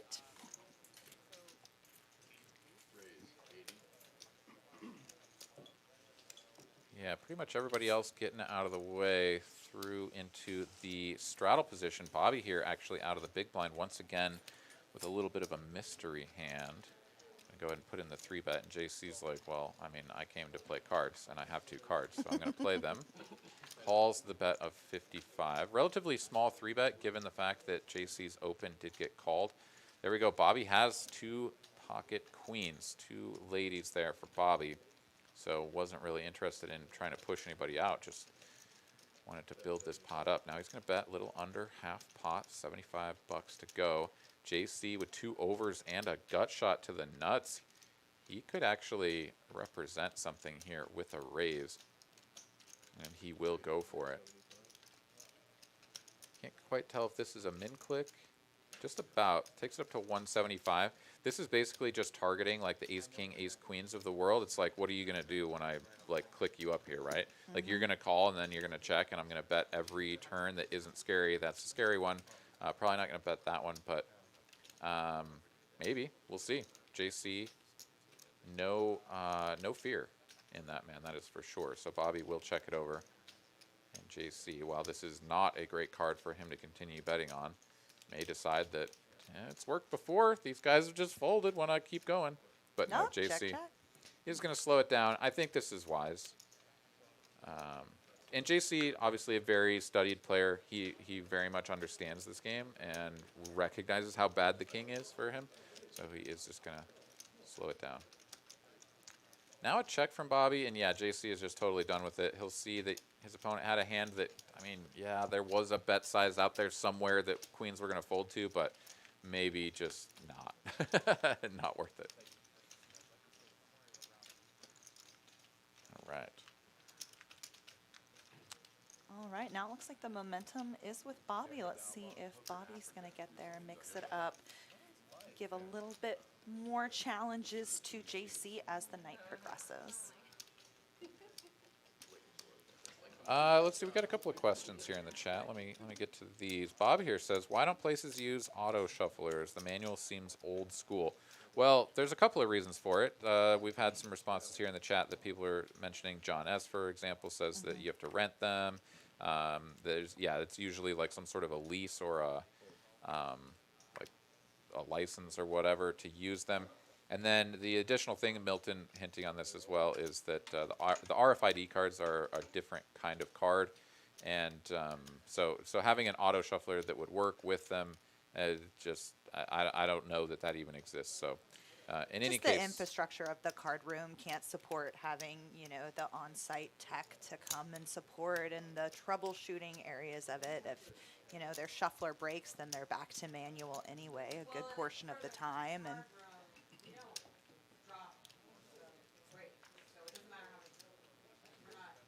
And then Carolyn brings up the great point, is that it's not a raked game. You are playing an hourly, so the poker room's not motivated necessarily by number of hands played per hour. Yeah. Jasmine here going to find a premium to rip it in for her 193. Rhett, the only customer, does make the call with 2 10s. So Rhett going to channel his inner Caitlin here. He's got the 10s. He's going to try to make them work. And we did see ace-jack folded, so Jasmine is missing one of her outs for a pair to best that of Rhett. And off to a flop we will go. 1 heart out there, but no ace or king. There's a 10. Going to need a heart and a heart only, and that's not going to do it. Full house here for Rhett. Makes 10s full. Jasmine not getting the runouts that she needs, and Andrew will get up from the table, reach into his wallet, and pull out another bullet here for his lovely girlfriend, Jasmine, to get back in the game. There we go. $200 more. Chips on live stream, please. That's a fantastic dynamic. It's like, I got it in with ace king. Can I have some more money? Yes, because I have had some prolific losses of the stream. People do like to make jokes that I have a daddy or a boyfriend who is funneling money to me freely. I do not. That is a rumor. But if there is a man out there, the position again is open, and I am not beneath that. I will accept your money. There we go. All right. Let's see here. So what do we got going on here? OF&G says the Poker Go uses an automatic shuffler with the RFID. Okay, you're right. I have seen that. So it is possible, but yeah, that's a Poker Go casino or Poker Go Studios or whatever. I mean, let's be honest. Like the added infrastructure, everything that Caitlin mentioned, is just not something that is necessary. And the number of hands that you missed because the dealer had to riffle the cards a few times, it's not a big deal. Okay. One other thing here, we got Jim's here keeps saying move the banner in the bottom right. Can't see the suit of the hand. The banner in the bottom right. I think he means the crawl, maybe. No, he doesn't mean. I'm a little bit curious about what you're seeing. Maybe you have a little bit of a different screen arrangement or something, not on full screen or whatever. But yeah, I don't think that a banner of any kind should be getting in the way of the cards. So sorry if you're having some issues there. But Nick from Yuma wishes he had a boyfriend like that. Understandable. Understandable there, Nick. Absolutely. And all these prospective sugar daddies, please see my Instagram at Caitlin Komeskey, CaitlinComeskey. There you go. You can also check me out on Instagram. Not to be like my sugar daddy or whatever, but at Words Are Hearts on Instagram as well.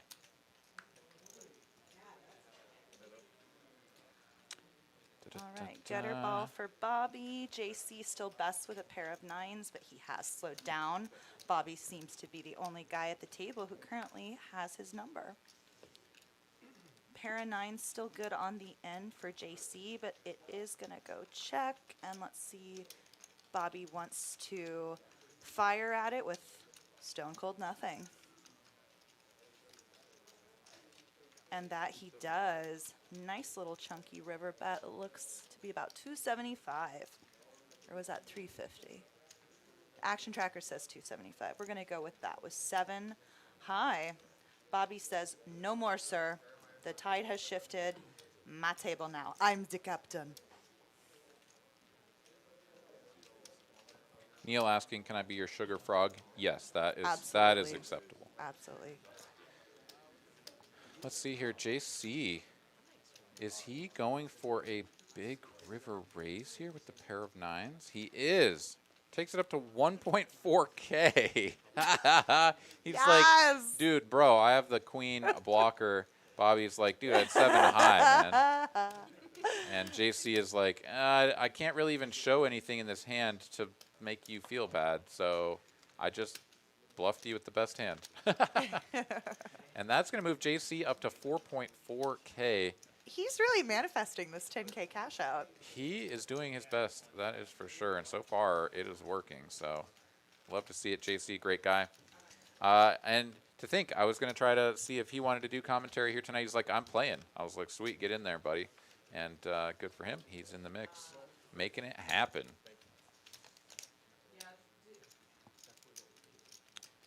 RL Stanton saying that your volume's a little bit low, so just gonna maybe ask you to move your mic a little bit closer. Thank you guys always for the heads up on any of the audio issues or anything else that you notice.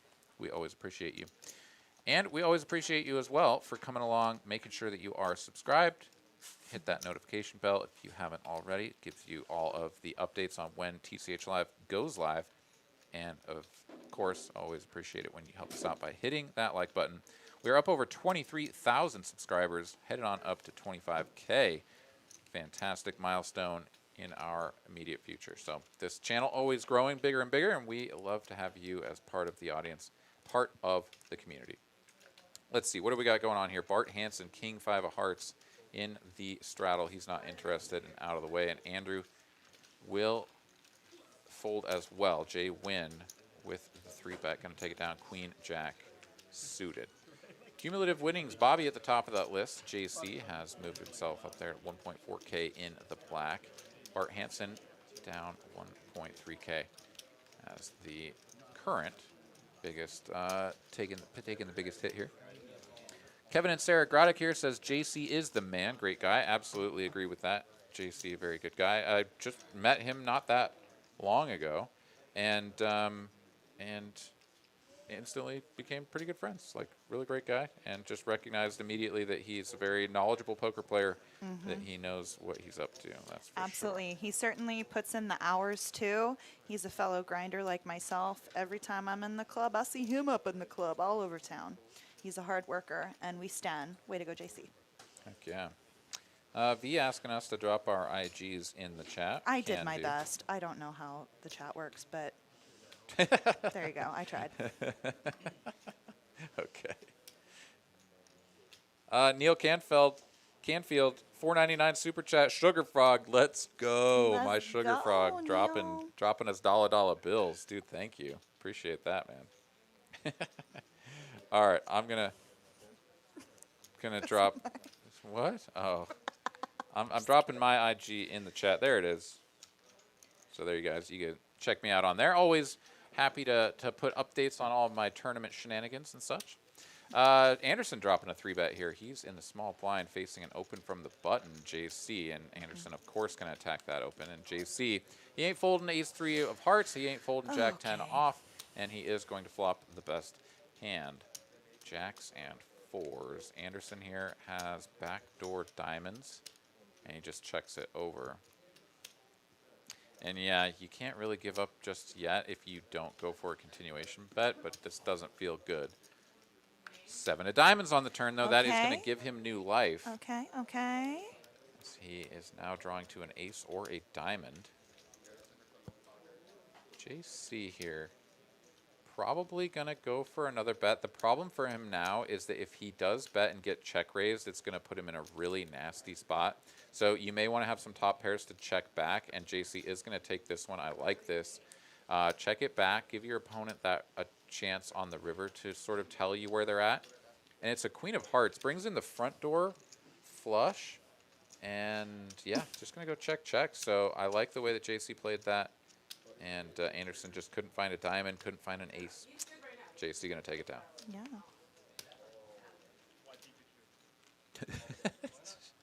Kevin and Sarah Groddick, loving the commentary. Thank you so much. Well, thank you so much. We appreciate that very much.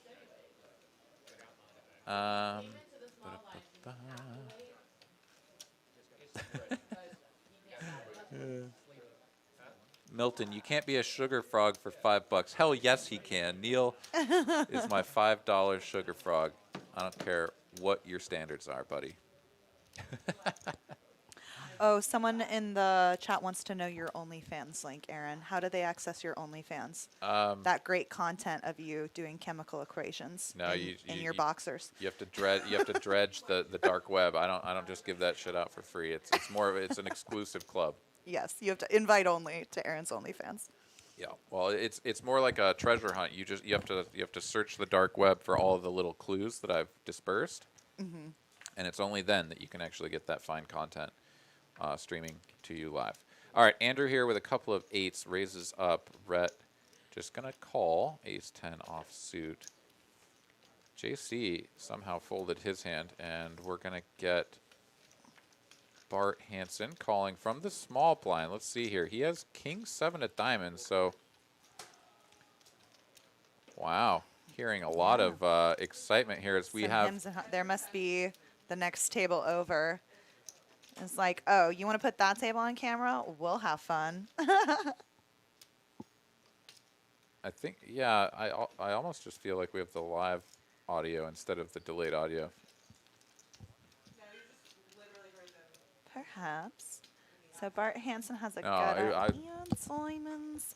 Andrew with the overpair. It could have been through the the table mics. I don't know. In any case, Bart is leading out for a chunky chunk of $200. This is a check raise, actually. This is check raise. Yeah. I'm so sorry. I lost the action again. Check raise.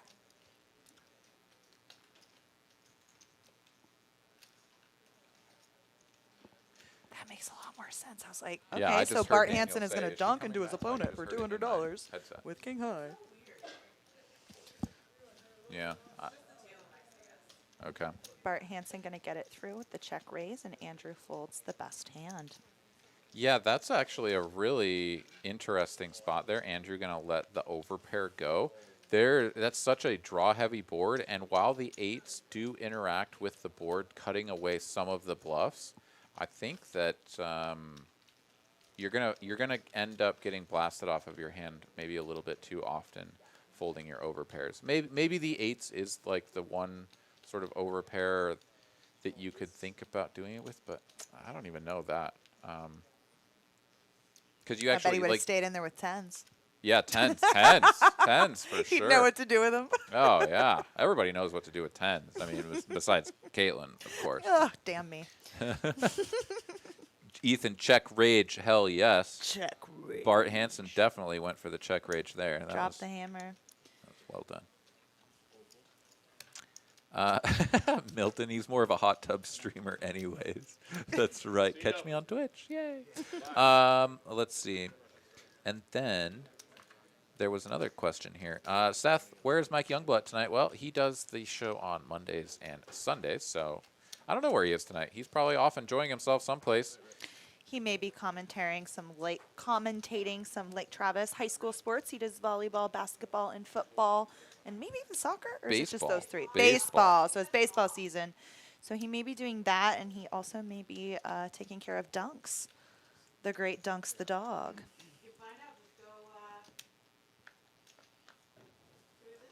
Yeah, you could probably check him out on his Instagram, see if he's around. All right, Bobby opened with Queen Jack suited and is 3-bet by JC. And looks like maybe the flop went check, check. I'm going to let the action tracker catch up. I've been wrong so many times this evening. Yeah, we did go heads up to a flop here. JC checking back after Bobby checks to him on the flop. So we will get this read in momentarily. But yeah, Bobby not going anywhere with Queen Jack of diamonds pre-flop. And now reaching for chips, going for a lead and a big one on the... Oh, we've gone check, check, check. Okay, so just now getting everything read in. As we had flopped bottom pair for JC. Wait, Bobby checked the flush the whole way? Wait, what? Yeah, flopped flush. So we now have it read in. Bobby had flopped a flush. JC with one pair runs out a straight on board, and now Bobby goes for max value and over bet with the flopped flush. And JC's like, yeah, I can't beat that. I wanted to chop, and I don't. So really well played there by Bobby going for the big over bet. I think a lot of players do miss out on the value that can be had there when trying to push your opponent off a chop or looking like you're doing it, quote unquote, when you actually have a better hand. So really well done right there. I like it.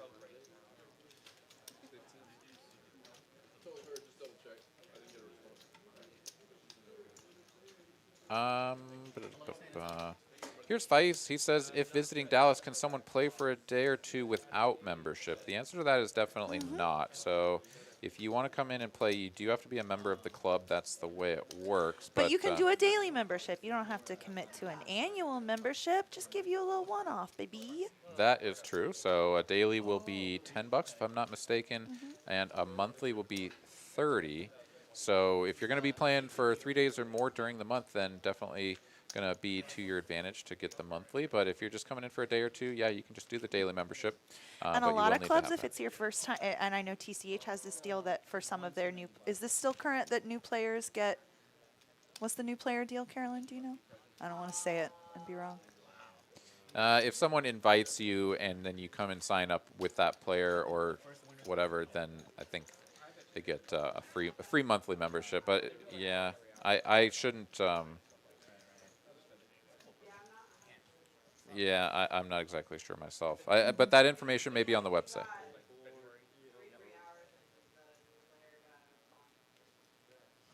You get a high five for sure. Yeah, 100% for sure you get we a high say five. thank you for coming. 100% of the time, we're glad you're here. But yeah, check the website. We have all of our promotions, upcoming tournaments, and other exciting information like the upcoming TCH cruise, our WPT steps information. So do check out the website, and all that information will be on there. TexasCardHouse.com. All right, let's see here. We've got a new dealer coming on into the box, which means that it's time for PLO Bomb Pot. So $200 in the middle, 4, 5, 6, 2 clubs. Let's see who's got a piece of this.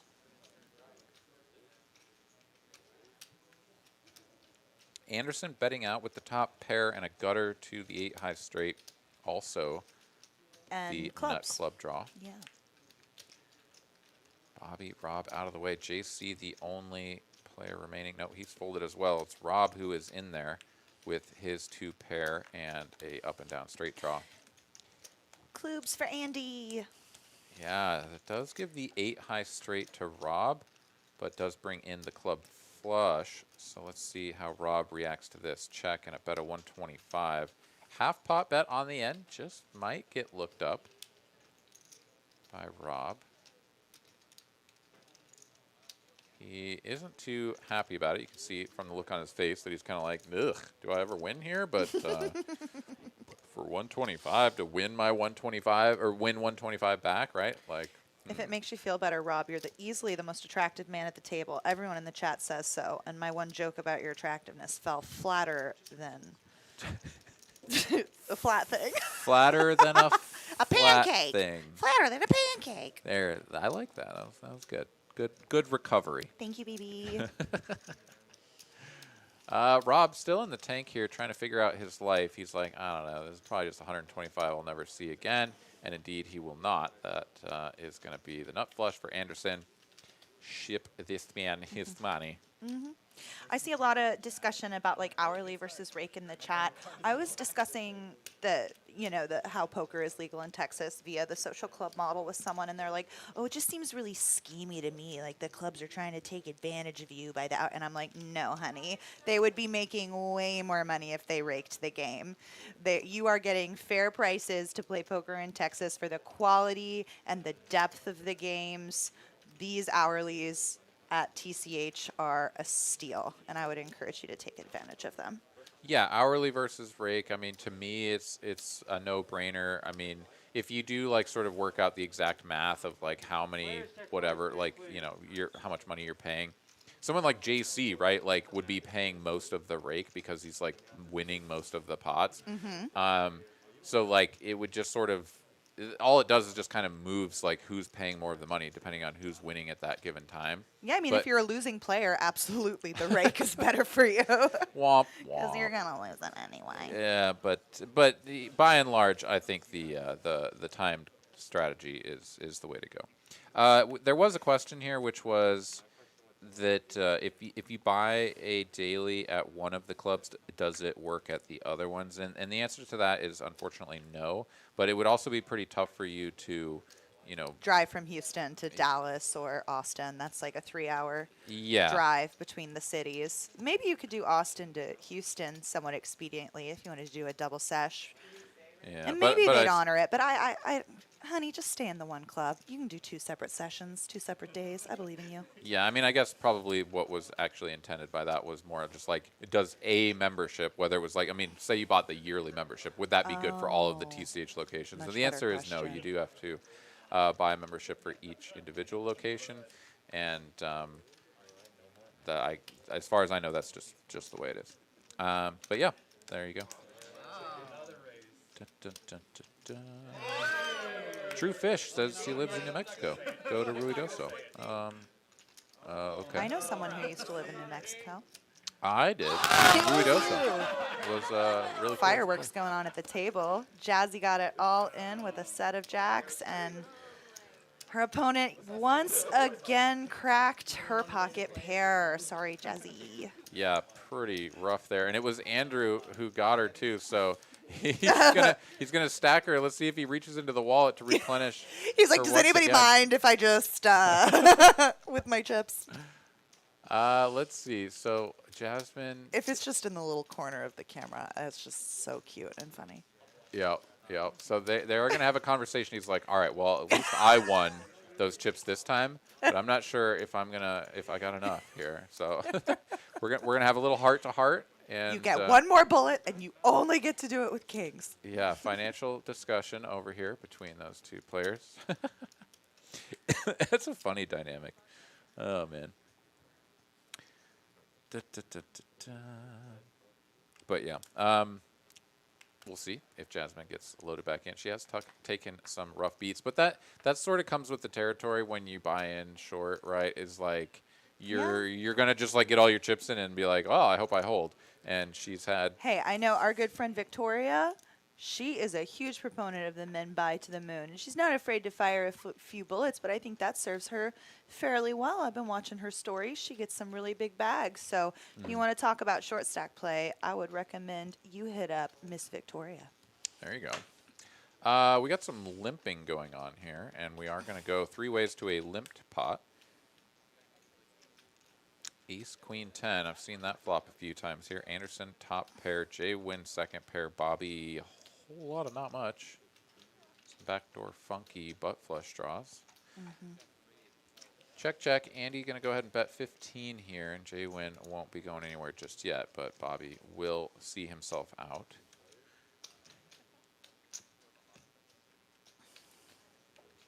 Jack on the turn. This could slow things down. Jay Wynn checks. Anderson checks back. Says, you know what? This pot doesn't need to get much bigger. I have just the ace and those cards right out there. My 3 not doing a whole lot. Let's see if Jay Wynn turns his queen into a bluff. Yeah, he's got a little bit too much showdown value, but doesn't really beat much. And, of course, Anderson turns over the pair of aces, and that's going to be good. I think the hat has neutralized Jaywin. He is being quite quiet. A few people in the chat are observing that. Yeah, I think a lot of it has been card distribution, right? And this sort of quietly happens to players that you're used to seeing much more involved. Like, we've seen it on the Monday stream a lot with Chaz in the last couple of months. Like, Chaz was always one of those players where you would just see like him in there mixing it up, like several hands every orbit, just always in the mix. And then a couple of streams, it was just like time after time. Dude just looked down at 9 deuce off the entire night. And you're like, where was Chaz? Was he playing? So it happens to everybody. Bart ran into this. He just did a video about it, talking about his card distribution on a live stream that he played maybe a couple of weeks ago.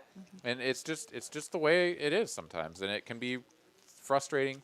It can be a little bit embarrassing if people are like giving you a hard time about your VPIPs or your PFR percents, whatever. But it's like, at the end of the day, we need to recognize that this is a relatively small sample size of hands, and sometimes you just don't have cards to play. That's the way it is. Absolutely. I see Jazzy's got herself a couple of crisp Benjamins and is ready for the 4th bullet. We wish her luck.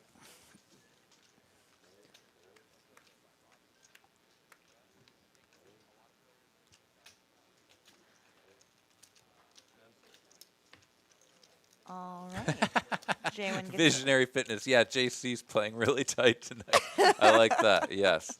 See, thank you for paying attention, Visionary Fitness. I knew you'd catch on and you'd get it all caught up. There you go. Yep, JC. He's an Ubernet here tonight. Yeah. He probably wouldn't know what to do with 10s, though, in fairness. He'd probably Nobody does. He'd probably fold them up and eat them. I mean, yeah. Who knows? All right. No straddle this time. So Bobby here in the big blind, the biggest blinds. Get the cards pitched out here. Looks like we got. Yeah.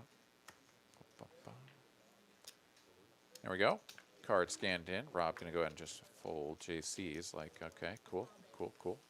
10-9 offsuit. Let's go.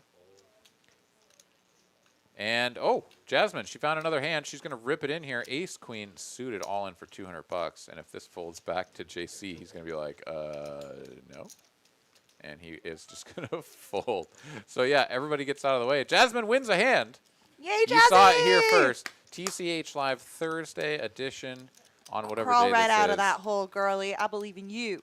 That's right. And her stack just increased by 10%, over 10%. Yeah. Solid stuff, almost 15%. I keyed. But she did win a pot. That's nice. Didn't have to get it all in and sweat some nasty run out once again. And JC going to sit himself down in the straddle position, puts $10 out there. Anderson not going to put the 20 on.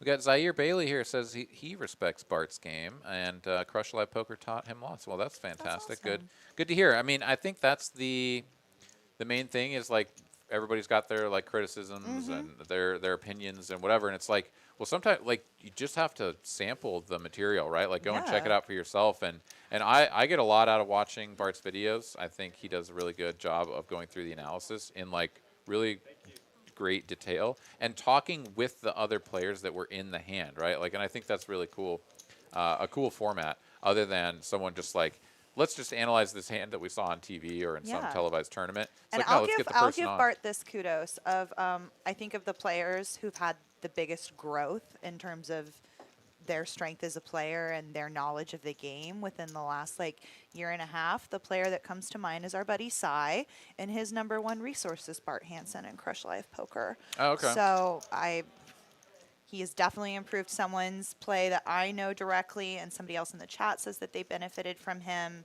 But you know what? If his videos aren't for you, there's a lot of content out there, y'all. There is no shortage of people trying to teach you to play poker. Yeah, that is the truth. JC and Jay Win, the battle of the Jays here. As Jay Win has a diamond flush draw. JC with the best hand, just ace high. He's going to pick up a pair of fives on the end, but that gives Jay Win a flush. And a little bit curious that Jay Win doesn't continue betting. I guess JC called out of the straddle, so he's going to have the range advantage with the board pairing the 6. But now Jay Win going to go for value with this pot, actually just kind of small. And let's see what sizing he goes for. He's getting looked up. It's a full pot, 150, and JC is going to look him up with the rivered pair of 5. Says, you know what, you can't really have much other than a flush, so let's see if you have it. Oh, you do. Okay, cool. Seth asking what's Bart's channel called. It's called Crush Live Poker. Everybody shortening it down to CLP, so go ahead and check that out. He's got a YouTube channel you can find. A bunch of free content right there. Hotobu here says that Jasmine's range is basically just whatever, like these premiums, just shove it in, whatever. I mean, that's true. So when you're playing short stacked, you're basically just looking at a spot to go for a 3-bet all in and see if you can build a stack. And then once you have a few more big blinds in front of you, then you can try to navigate some post-flop spots later on. It's a unique strategy. It's much different than what we usually see here in Texas with players playing super deep stack, just like everybody has like 500 big blinds or more or something. But you'll see it from time to time, players implementing this strategy, and Jasmine giving it a shot. Bart here, under the gun, raising it up, ace-jack offsuit. This is a hand he actually talked about a similar spot on a stream. Oh my God, JC's got rockets. This is amazing. Blast off. Blast off. Yeah, so actually because Bart is principled, he may find a way out of this one. I think did someone call him out for a string, Brett? What's happening here? JC was reaching and some chips fell out of his hand. That was the the 100 intended chip bet. didn't leave his hand. That's why I announced my raises, y'all, because different clubs have different rules about betting lines. No one's ever going, and if they don't hear your verbal, they'll ask you to repeat it. So at the table, my big chips are in front, my cards are in front of my chips, and I'm announcing my raises. I don't want no stupid errors. I do those just fine on my own when I get tens. Nice. Mike Youngblood joining us in the chat. What is up, dude? The way is right, as we have a very safe flop here for JC. Going to continue for half pot, a little under half pot, and Bart here with the 2 overs, ace high, going to be good. Bart, Admiral Akbar.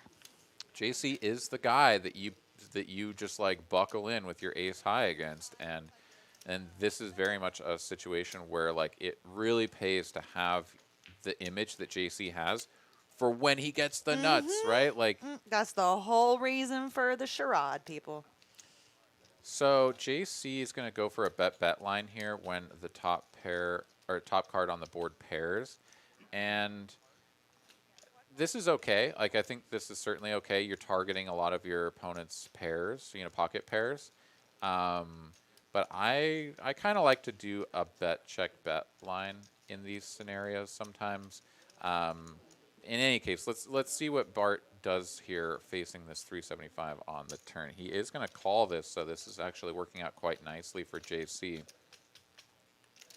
Pot swelling up to 1.3K, off to an 8 of hearts on the river. Front door draw missed. 8 only going to interact with the rare pocket 8s that Bart is going to be playing. 1.3 in the middle. Let's see how many clams JC is going to throw in there. JC should be going for a nice chunky bet here. front door clubs missed. He has the ace of clubs, which is the perfect card to have in your hand because that means that your opponent is going to be more weighted towards like good bluff catchers rather than having the ace high clubs themselves, which is just going to fold on the river. He is going to go for the full chunky bet. I love this. Everything I'm seeing from JC tonight Chunk. is solid. Goes, 950? Is that yeah, 950? 950 into Yummy. 1.3, and this is fantastic. Bart is put in a terrible spot here. Having the jack of clubs is a little bit of a problem for him, but it didn't bother him up until now. So let's see if he does sort of nut up and make the call, or if he says to himself, look, I've called all the way down and he's still going for it, and I have the jack of clubs. Now is the time to pull the ripcord and get out of here. Let's see. It's actually 850. So no, it is 950. Yeah, it's 950. The action tracker just has it in as 850.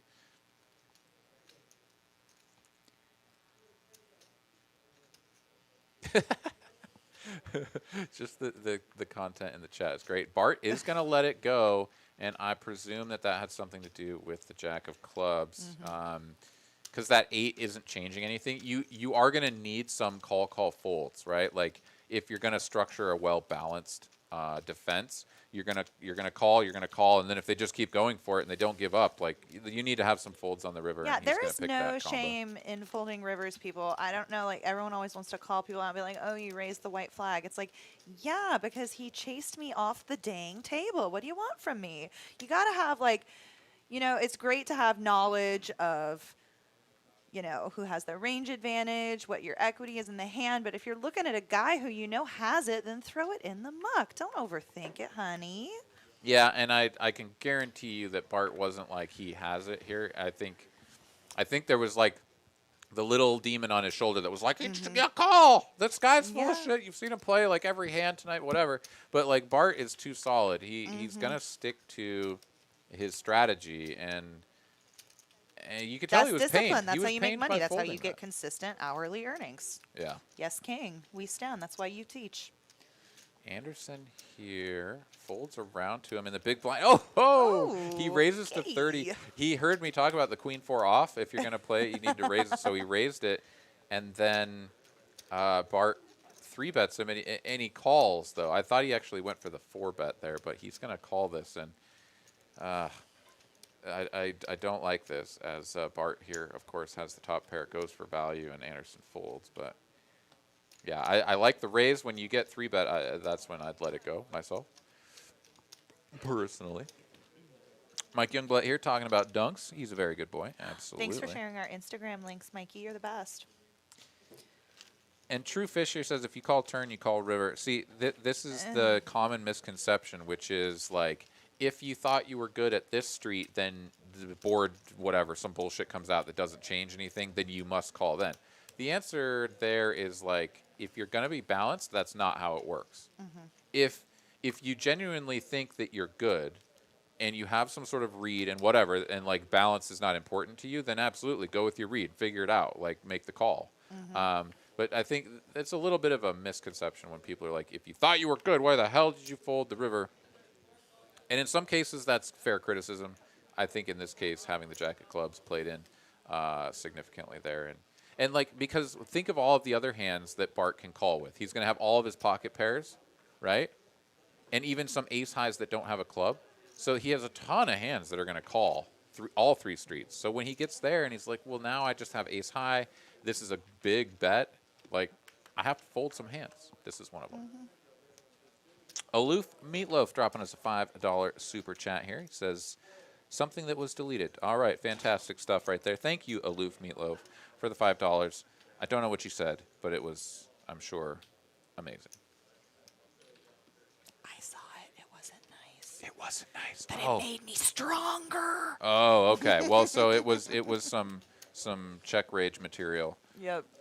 Fantastic stuff. All right, we're up over 150 likes. We're up to 163. I've done my due diligence and roundhouse kicked that thing into the sun. So help us out. If you like what you're hearing, if you like what you're watching, hit that like button and make sure you are subscribed for all of our future broadcasts. And with Mike Youngblood here in the chat, you can come out, check him out on Mondays and Sundays as he does the commentary for the 5, 10, 25 uncapped on Mondays and the final table of the Sunday tournament here on TCH Live. Speaking of tournaments, we've got lots of nice tournaments here at TCH. WPT Steps going on here at TCH Austin. You can come on in, play in WPT Step 1 tournaments, earn your way with a cash up to WPT Steps 2. You get a free entry into that, or earn an entry, I should say, into the WPT Steps 2, which is our monthly event held at on the last Sunday of each month. Win the WPT Steps 2 tournament, you get into the WPT Step 3 tournament, which is 6 finalists, all of the winners from the Step 2s, making it into that sit-and-go format style tournament. The winner of that advances to the cruise, where you'll play against all of the other winners from the WPT Step 3s around the country. So pretty cool little promotion program, whatever thing that we're doing here. Huge with congrats WPT to Steps. Esther, first lady to book Step 2. Yeah, Esther. We've got, Dante? Step 3, already Step 3. Yes, girl. No, 2. 2 is correct. Way to go, Esther.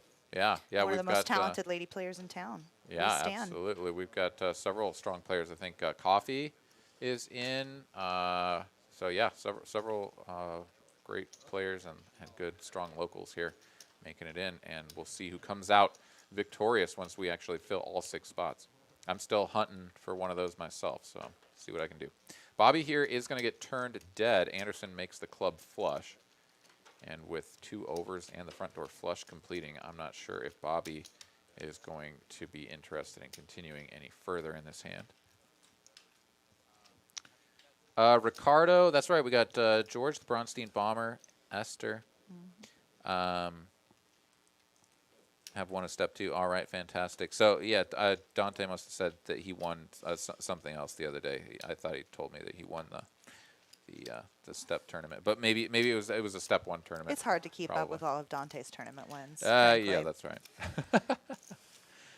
All right. Shout out to my buddy Mahesh, who took down Attorney today. I don't think you're watching, but if you are, I'm so proud of you.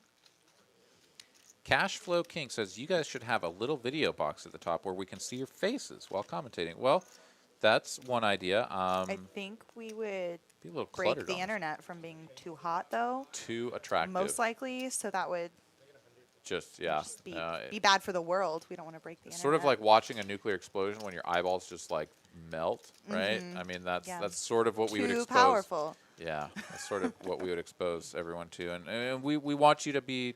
We want to keep you safe. Yeah, we want you to be able to see stuff. Clay here saying, hey, commentators, love the stream. Just subscribed.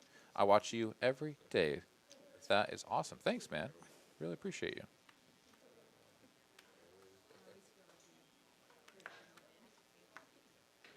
Can you buy membership on a payment plan, in particular a daily membership? I'm going to say the daily membership is $10, so no, they won't put you on a payment plan, especially if you're gambling with the minimum of $100. You need to sit down at any of the tables.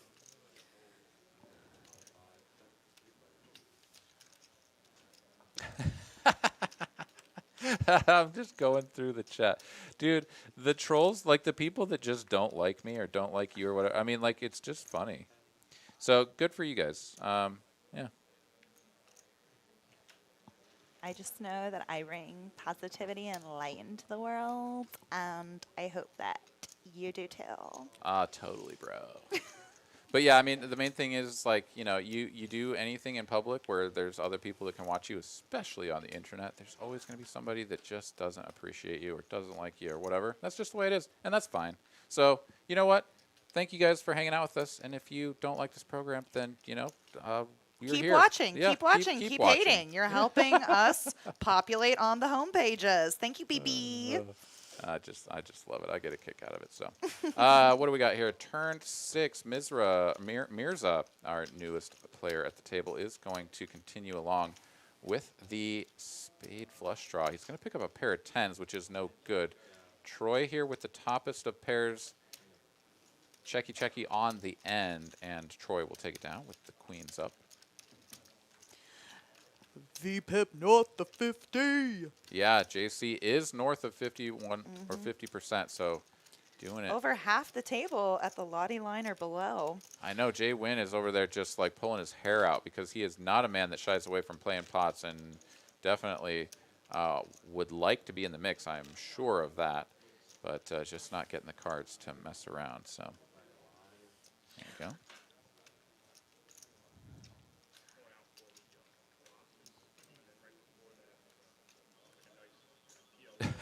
What? Oh, the Bob says, at least do animated announcer GIFs, anatomically correct, of course. You say GIFs, not GIFs? Uh, I thought I yeah, was no, the dumb one. no, it's you GIFs. say GIFs? I meant to It's say not a peanut butter, Aaron. GIFs. Jesus Christ. GIFs. Graphical interface. Fucking shit. Okay, let's continue.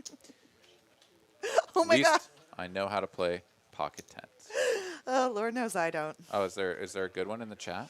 Yeah. Okay. Swati Singh says, I have seen Caitlin play at TCH. She is a ray of sunshine. Oh, dude. All right. Bro, I mean, that undoes the last 10 mean things people said to me. This man's actually met me, trolls. dude, hell yes. Obliterate the darkness with your ray of sunshine. Okay, Bart Hanson opening to $35. Troy betting him to $75. Couple of queens here, and something terrible happened. Oh, no, Bart folded? I don't know what happened. I don't know what happened, people. The hand is over. Troy has won. Bart didn't call the $40 min-click 3-bet with his 6-5 offsuit. That's what happened. Okay, onwards and upwards we shall go. Mike Youngblood dropping one of my favorite quotes from a fantastic movie. Do you know what movie this is a quote from? No. Negative. I am a meat popsicle. You don't know? Meat popsicle. What is it? Austin Powers? Negative. Batman Forever Begins? Nope. Batman Forever Begins. Forever No. Begins Rising? No. I give up. Give up. I give up. What is it? You could tell me. No. Is it just Do you know? gonna hang forever? I definitely know that I've heard it, but honestly, I feel like I'm gonna know once you Bruce tell me. Willis. Bruce Willis? Bruce Willis? Die Hard? No, he's the one that says it. Armageddon? The Fifth Element. Somebody spoiled it. Somebody spoiled it in the chat, so there it is. Oh, haven't seen it. Haven't seen it. Guess I can't guess one of Wait, your you haven't cultural seen that? references. I guess we found the gap for Caitlin. She knows all these fucked up like reality Fucked up. fucked up reality TV show stars. You don't know the Fifth Element? Oh my god. Is that the one where they're tremors? Oh my god. I'm fired. That's amazing. All right, Bart Hanson wins a hand. He flops the top pair of jacks, bets, Anderson folds, and on we will go. Looking at the PFRs, JC 40%, Bobby on his heels at 18%, and Mirza, our newest addition to the table, is starting from 0. So he'll be working to get those rookie numbers pumped up. I see someone asking if I know a Lady Candace. I don't know a Candace or play with a Candace. Is this a troll? Is that a fake thing? No, sorry, I was Oh, laughing you're about laughing at something something else. different. Yeah, I don't know Candace, but if you know Candace, Candace? yeah, I know. You should probably tell her to come talk to me because I need more female friends. Oh my god. Carolyn doesn't have enough time for me. She wants to be with her child. And her husband. Ugh. Yeah, seriously. Mike Youngblood here. No, he was the one that I was laughing at. He said, "Ban Caitlin." Oh. Yeah. Multi-pass. Multi-pass. Yes, there it is. Super producer Carolyn was onto it. As soon as we said the Fifth Element, she was like, "Oh, yes." Yeah, exactly. Oh, my God. Amazing stuff. Okay, JC here. He's got a real hand. Jack 10 suited. Andrew going to call his Suited. raise with the ace-7, and look at that, a couple Yeah, of you want spades. flopability? I got flopability. I got flopability all day. Jack 10 suited. Best drawing hand.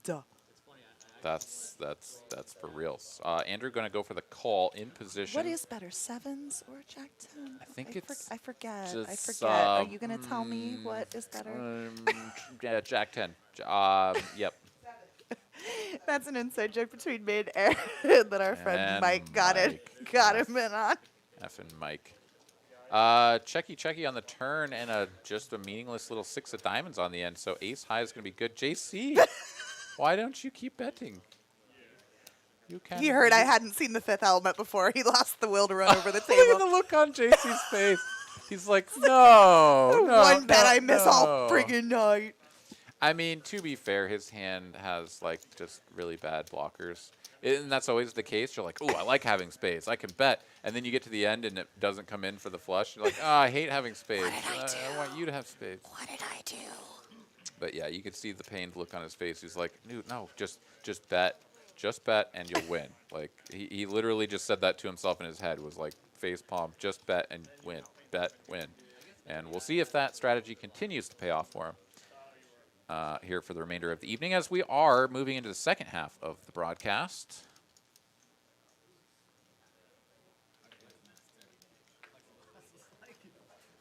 As yeah, we got plenty of fine faces here in the chat. We got fraught with peril. What's going on?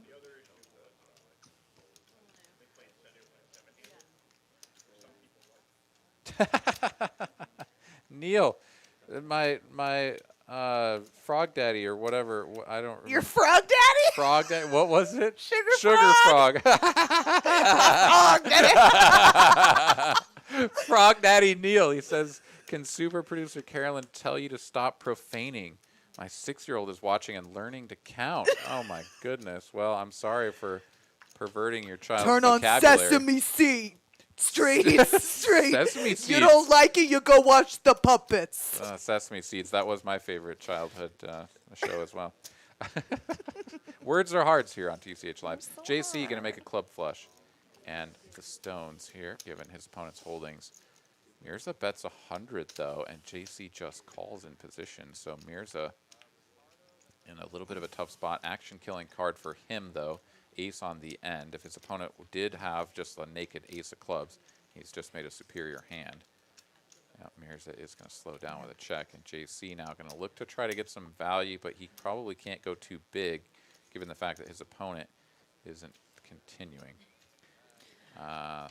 Mexico area code in the middle, 505, and JC goes for the overbet. This is a little bit ambitious. I get what he's trying to do. He's like, if you have a straight or some sort of like 2-pair or set type hand, like you may just decide that JC's full of shit, and or, sorry, excuse me, full of stuff for the 6-year-old, and and look this up. But Mirza, for all of his chips here with just a pair of 10s, I don't think it's happening.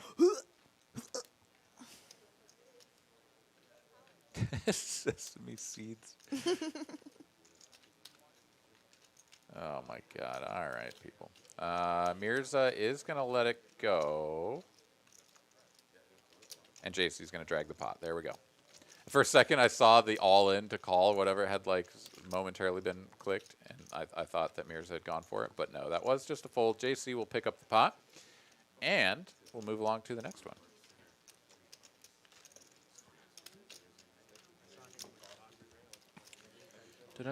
I like Mirza's look. He looks like he just got back from the regatta. Yeah. Very Nantucket. Absolutely. Let's see here. I like this. Where did it go? Where did it go? Oh, Michael Schultz. We all know white magic is the only coaching worth anything. Dude, What is white magic? I'm the not white familiar. magic is Phil Hellmuth. So when Phil Hellmuth, like, I don't know, wins a pot or something, whatever, you know, he claims that he's got the white magic. It's a thing. It goes back a long ways, but Phil, it has been actually just really funny to watch some of the content, but like the battle between him and Negreanu. I don't know if you've seen any of this or whatever. Their high stakes duel matchup, but it's just so funny to watch because Hellmuth is like this overgrown child, like in his demeanor. And the way that he responds to a beat, like Negreanu will beat him in a hand. He gets up, storms away from the table, like walks around. He's like, There's been absolutely no growth in 30 years of poker. it's just funny. You almost have to admire it at a certain point. Yeah, you keep that white magic going there, Phil. All right, Bart here with the best of it, and his opponent doesn't have a pair. Sorry, has less equity, and his opponent doesn't have a pair. Words are hard, sentences, all of the things, difficult to articulate, but check, check to a turn. Meaningless little 5 of diamonds, so Bart still with the best hand and actually a majority of the equity. J-Win should recognize that his 9 high is no good and start trying to take this pot away. I would have actually just liked it if he bet the flop, but I don't think he's capped himself too severely. He can have some pocket queens, some ace jacks, stuff like that that's going to go for a delayed c-bet. And it is just going to get the job done against the pocket deuces. But I think when you flop a hand as, basically not showdownable as 9 high, taking a stab with a c-bet there is going to get the job done a lot. I mean, imagine if you get your opponent to fold out, the pocket sevens of the world, things of that nature. Like, great, good job. Anyways, gets the job done on the turn. There we go. People here talking about. Oh, they want to talk about your accolades, your favorite subject. Go ahead and list them. Wait, what? Nobody wants to do that.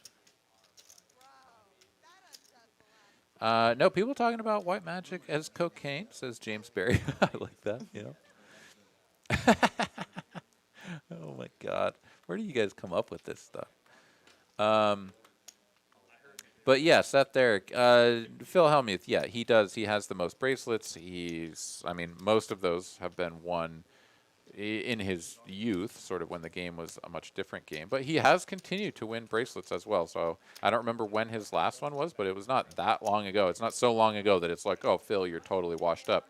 The man is still participating in big tournaments. He's still making deep runs. And he clearly has something going for him. He understands the game. I follow him on Instagram, and he's riding in private jets quite often. I would like imagine us. that's true. I would imagine that that's true. People try to hate on you, but at the end of the day, who's boarding the private jet, right? Yeah, that's right. Ba-da-ba-ba. People asking me what games I usually play. So I'm not an absolute tourney crusher like AA Ron over here, who has actual prizes and jewelry. I am a cash game player, so I truly rely on my game selection, my networking to find the best games that I think I'm going to have the edge in. And no, it's not the Monday 5-10 with the best players in Austin every week. But yes, I play all the stakes. I play 1-2, 2-5, 5-5. I just want the best lineups and the best action where I know I have an edge. Heck yeah. Short answer. Yeah, no, that's a good one. Let's see here. Let's take a look back in the chat as we sift through the garbage and find the good stuff. As we got, Not the Mama says, does TCH Austin serve food and drinks? So we have snacks for sale up front at the front desk, all sorts of different goodies you can get your hands on for low prices, basically $1 for pretty much anything. Then we do have water, Gatorade, Red Bulls for a couple of bucks as well. And then we got free coffee machine as well, where you can get broth. You could get chicken broth, make yourself some broth bombs if you got some delicious beverage to mix in there. But the best part about TCH is it is BYOB. So if you want to bring a 6-pack to enjoy with your friends, or a bottle to share with the room, or go over in the corner and have your snacks. We're still not eating at the tables just yet, still being customary. And by the way, you don't want to be eating with your hands and playing with your cards. But yeah, so choose your own adventure here at TCH. Yep. Absolutely. Come on down, hang out with us, get your cold bevies in the fridge, and show us how it's done out here on the felt. And Royce, hey, what's going on? We got Royce Wheat here in the chat. He says that we used to have food before COVID, and that is absolutely true. So, it was a pretty standard occurrence where we would have Texas Roadhouse. Yeah, every day. Texas Roadhouse, get some pizza up in Rudy's here. on Saturday. I was always here on Saturday nights when I wasn't working. Even back as far as 2 years ago. Yeah, the good old days. But hopefully those days will return. We'll see. Troy here going to raise under the gun, ace-10 of clubs. Several players just going to dip out, get out of the way with these rags. Rob in the cutoff, even going to let go of his ace high. JC is like, nah, you guys are all folding. I have 2 cards and I'm going to play them. Let's see what he's got over there. A couple of queens, so some reasonable holdings up there. And Bart has aces. Things are about to get spicy here. Let's go, people. Bart Hanson with number 1, JC number 3. Oh, how's the tables have turned? How the turns have tabled. Troy going to go ahead and get out of the way. And back over to JC. And JC knows what this looks like. He's putting in the 3-bet on the button. But Bart is coming in for a cold 4 out of the blind. So JC should tread a little bit softly here. If he goes for a 5-bet, he's really going to narrow his opponent's range down to just the premiums. So he is just going to flat here. I like this decision. And Bart now with the aces, going to make aces up on this flop 5-5-3 with no flush draw. That is a safe board for queens. No ace, no king if your opponent was bluffing the ace king. You've dodged all of those outs. And let's see here. Let's see how Bart navigates this. I would presume this will be, yeah, 2/3 continuation bet for him. JC definitely can't go anywhere on this flop with this action.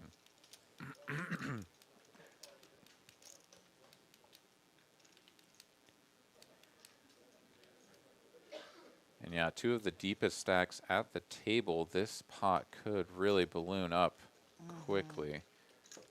Bet a 400 and a call to a turn. 9 of diamonds, no help to JC. Looking for just the last queen in the deck. We see the queen of diamonds has been folded out. Just the queen of clubs to come for a miracle. First, we got to get through the turn, though. And to get all of the chips in here, Bart can go for a variety of different sizes. But he is definitely looking to get all of the chips in the middle at this point. 1.4 in the middle, a bet and a call of somewhere like 800, I think, sets up 1050. He's going 1050. He's going higher than that. That's my guess. Just my guess. Okay. He cut out 10. I love being right. Yeah, 1.4 in the middle. This looks to be bet of 1100. Leaves himself 2.2 behind. JC calls this. Pot's going to go up to 3.6K. And Bart will have left himself just about a geometric 2/3 there on the end. Let's see how JC responds.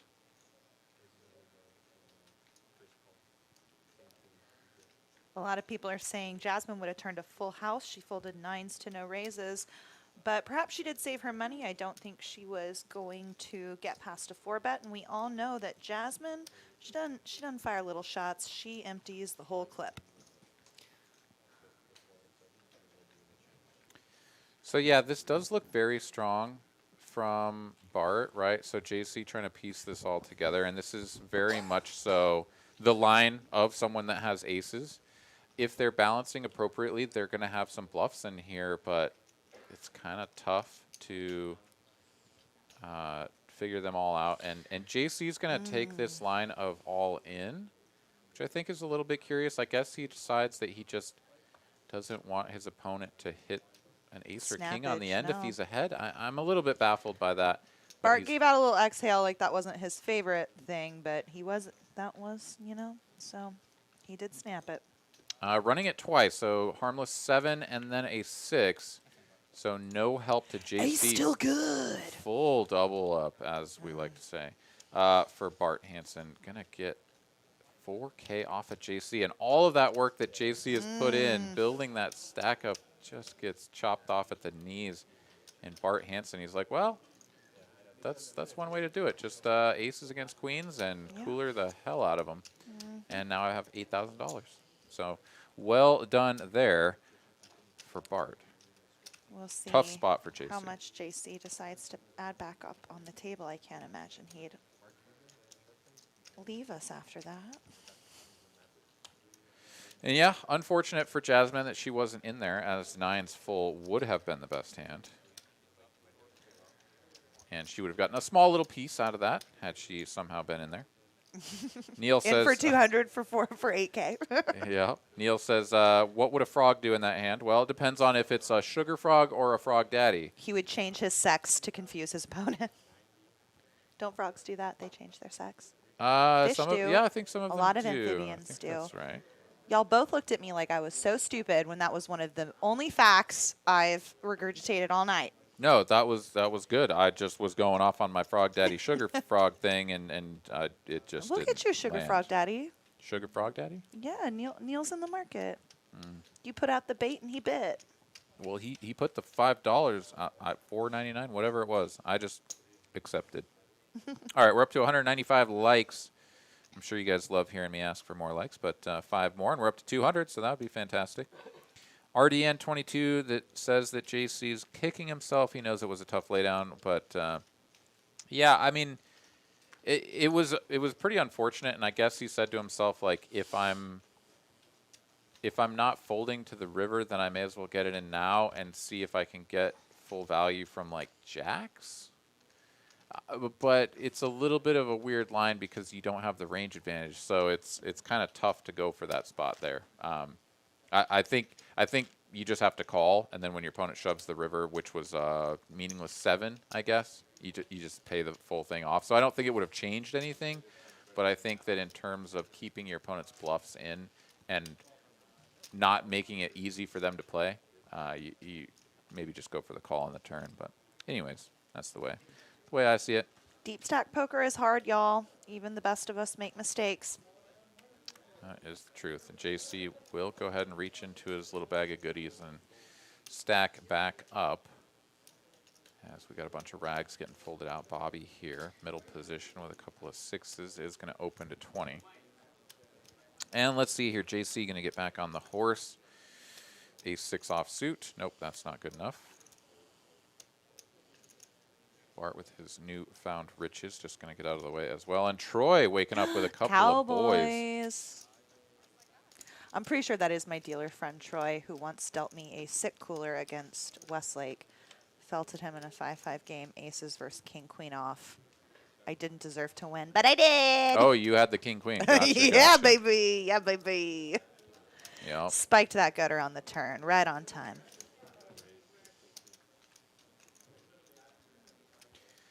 So we've gone to a flop here. Troy with the overpair way out in front, and Bobby with effective 4th pair. Yeah, he's just going to Bye, Bobby. get out of the way. It looked like, oh, Troy went for the cheeky little check raise. Bobby was like, maybe I'll bet at this and see what happens. He got raised and he snap folded. All right, only in Texas. Short stack at $220, big stack at $8,000. That is a pretty We love large to see it. disparity. Yeah. But yeah, really fantastic spot there for Bart, and just a pretty nasty cooler for JC, as we've said. And those are going to happen. That comes with the territory. It's something you kind of have to acclimate yourself to, especially if you play some of these games, right?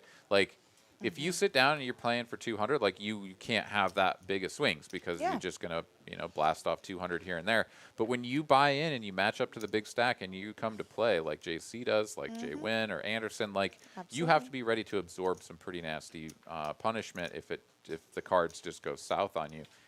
And it's going to happen. And not even on a bigger level, just no limit poker in general.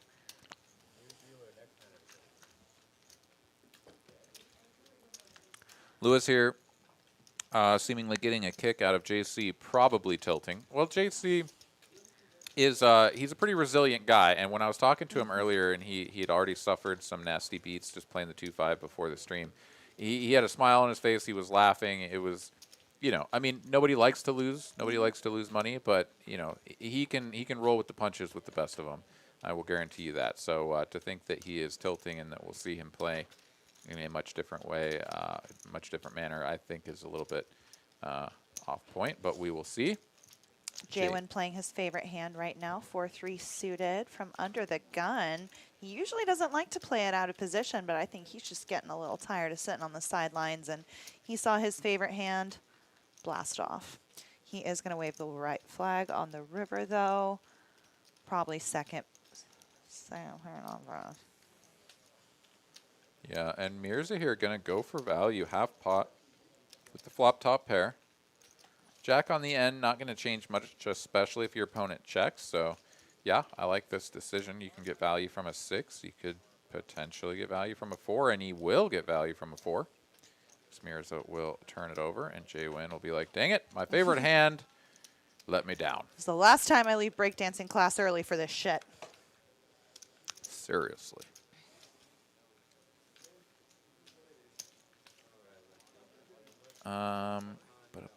RDN saying that Jay-Win's being snug tonight. A lot of that has just been his card distribution, but yeah, definitely the 4-3 going to get played by him.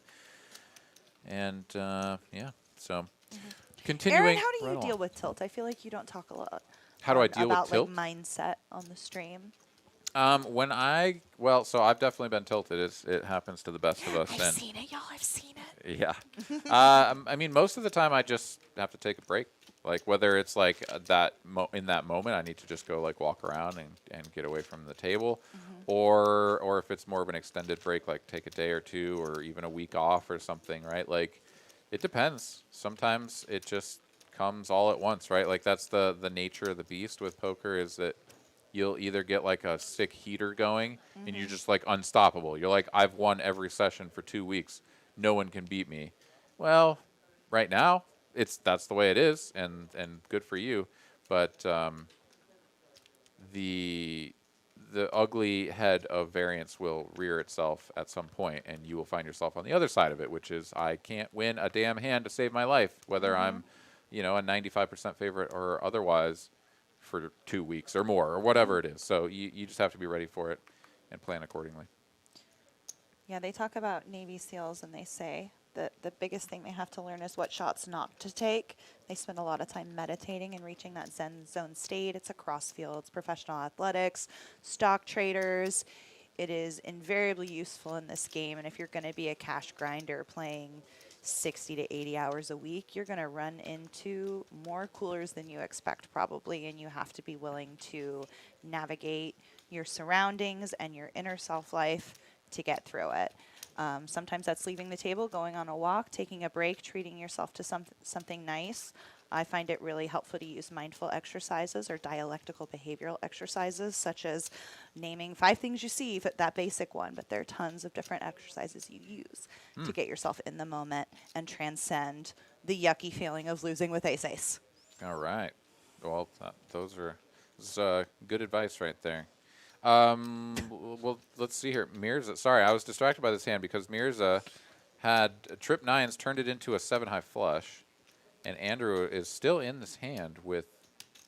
Oh, he has a 9-2. How? That's what I was confused about. Sorry, I was trying to pay attention to you and also watch the hand, but I was like, why is he in there? But the hearts themselves were just like sort of overpowering that little 9 of spades down there. No full house for Andrew. Mirza does have the best hand if we get to showdown with the 7-high flush. Check from Andrew, and I can't imagine betting for value here. Yes, you block the most relevant card for a full house, but 7-high flush is pretty garbage. Mirza going to look at his cards, and yep, there it is. He's like, well, I got these 2 little babies. How's that do? And that does just fine. Yo babies made it to term. Congratulations, Mirza.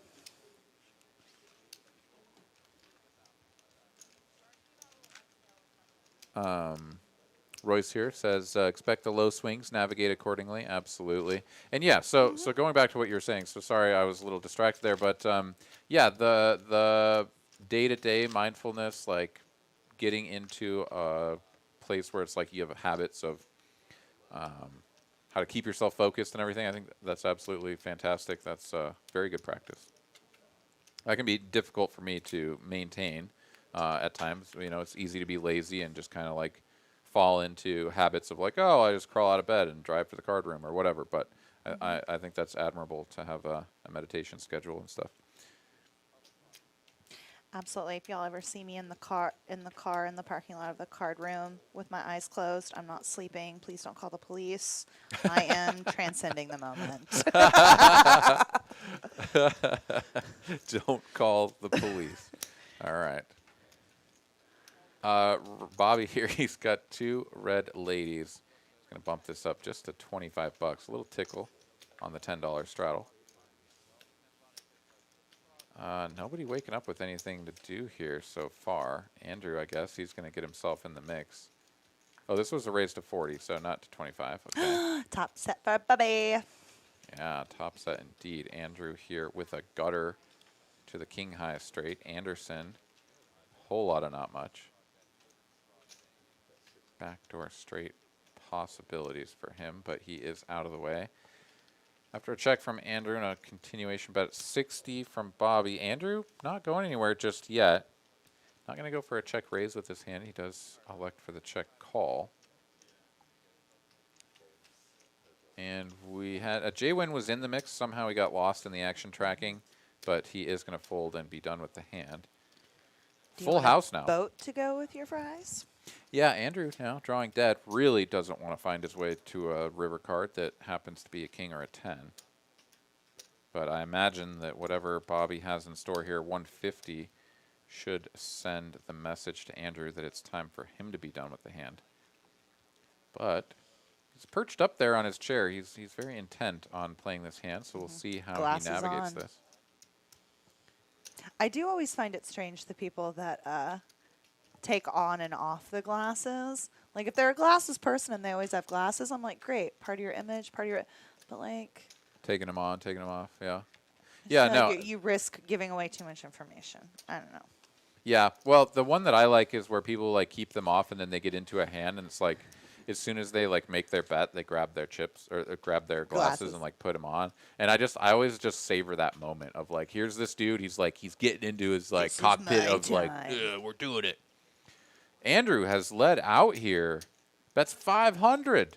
Bobby's like, yes, this is the best thing I've ever seen in my entire life. You just bet 500 into a pot of 6, and I have pretty much the stones. And now let's hope that you have ace-jack somehow. Because he pumping it up. Pump up the volume, kid. Yeah, he's like 500. How about 12? Will you call 12? And Andrew's like, dude, bro, you were supposed to have God nothing. Damn, I really was hoping you put me on ace-jack there for some reason. Yeah, so Andrew goes for the river stab. Or ace-jack wouldn't have been good. Excuse me, aces. Yeah, certainly would not have. Yeah, aces, pocket jacks, the only thing that could beat queens right there, and it was not to be. Good attempt by Andrew, just wrong timing. So Bobby going to take that one down.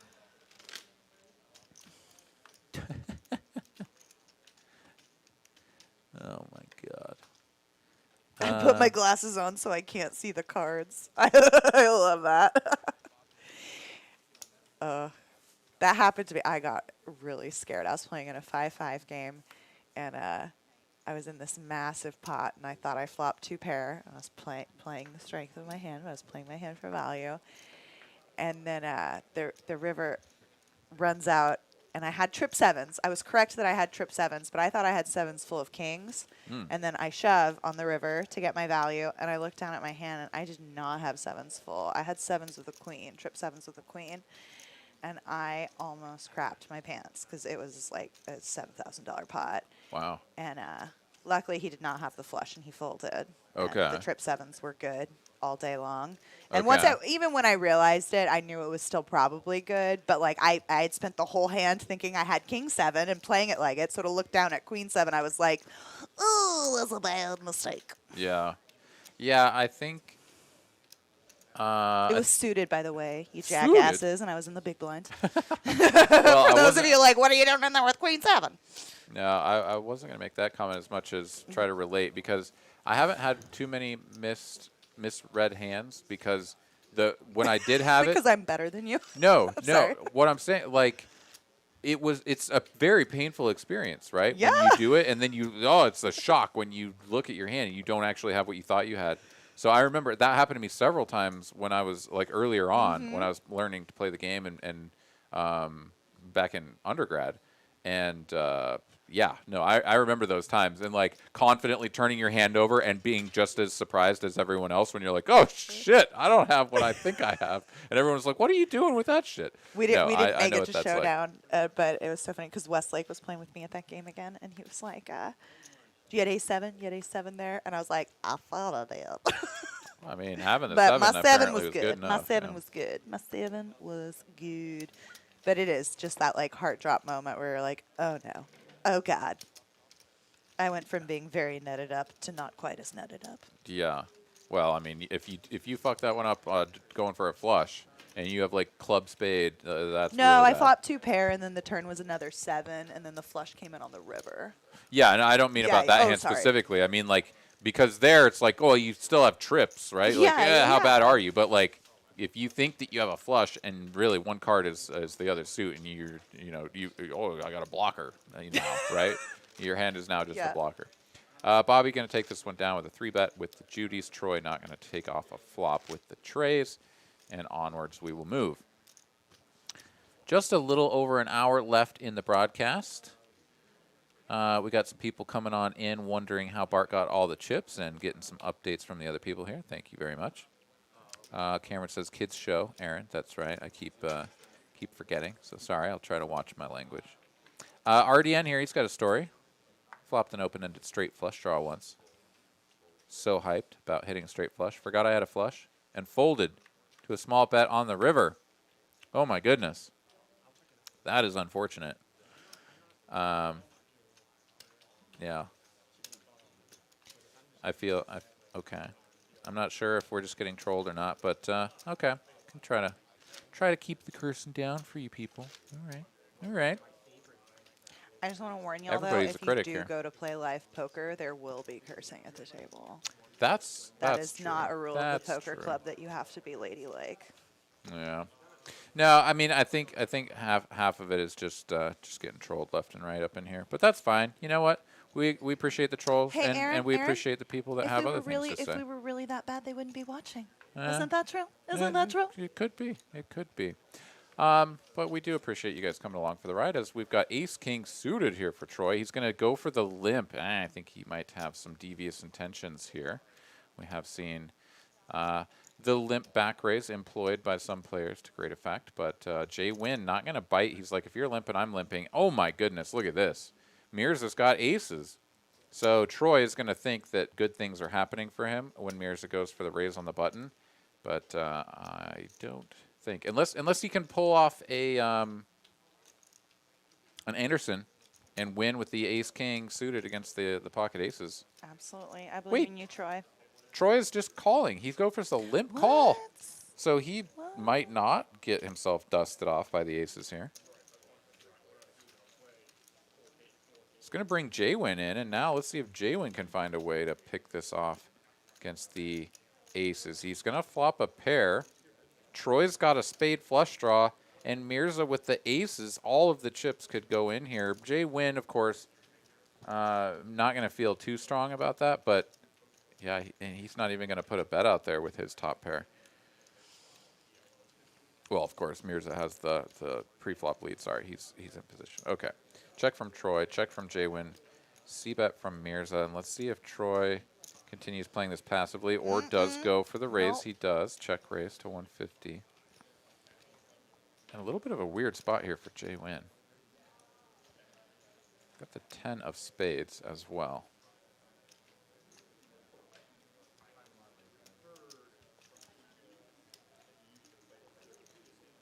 Gonna try to decide if it's worth continuing. The problem for him is that if Mirza has a really strong hand, then he's going to put in the 150 and then just have to fold to a 3-bet, right?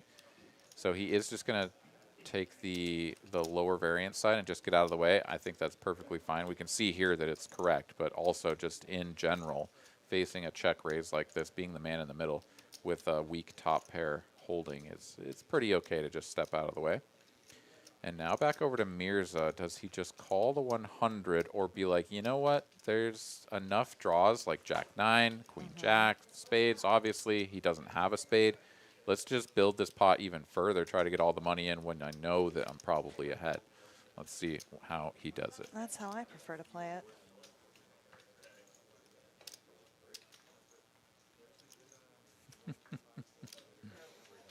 Oh, man. All right. Hello, junior producer Seth in the building. Coming on back to perhaps spell super producer Carolyn for a moment. She steps out. Mirza goes for the pretty basically a min-click 3-bet on that flop, gets called by Troy, and Bink City on the turn. 9 of spades comes right off. Troy makes the nuts and then checks. So he is like, there's plenty of money in the middle. I've got 500 behind. Like, we can easily get this all in on the river. Let me pretend like I don't have it. And because he checks, Mirza is like, well, do you just have like ace-10? You may do the shove and for him. The problem Jam is, now or forever hold your peace. Nice one, Ethan. but yeah, the problem is if your opponent has an ace-10 and is willing to check raise you on the flop, they probably do have at least the ace of spades, if not the ace and the 10 of spades. So it's just kind of a weird spot. And Mirza, yeah, he's trying to figure it out. Like, can I go for value? Oh, yeah, he's all in and he's drawing dead. So Troy is like, hey, this is exactly what I wanted. That's what I thought would happen, and you did it. Thank you for not letting me down. Yeah, Troy turns his hand over. Mirza knows that it's all over but the crying, so mucks his hand face down. Meaningless 9 of clubs on the end. And Mirza going to ship over the remaining chips to Troy, who's going to double up there to just under 2K. And Mirza will be down to crumbs, and we'll be looking to reload here.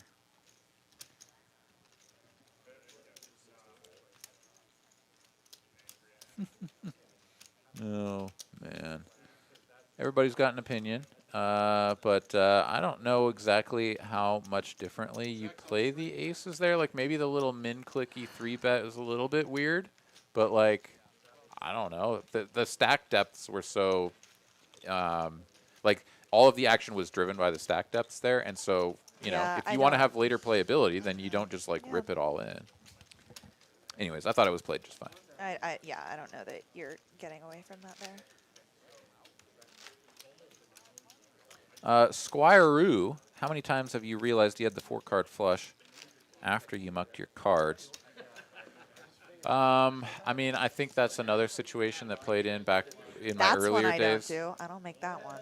Yeah, I think I've done that on occasion a long time ago, where I was just kind of like convinced myself that I had the other suits or something, or maybe missed my pair and wasn't paying attention. But it's been a little while, I think, since that one's come in. Because yeah, it's you know, you see 4 out No. there, you're like, what do I have? Oh, I have a flush. Occasionally, I misremember my cards incorrectly at 2 o'clock in the morning, but no, I do not muck winners. Certainly don't like to do that. JC here coming on in after an open to 75 from Bobby with the sailboats. JC has the 5s and Bart Hanson with a couple of 9s. And he is going to play this as a 3-bet out of the straddle, facing the open on the button and the call from the big blind. Definitely a good spot to squeeze. Absolutely. 255 to go. Pot size raise. I like that.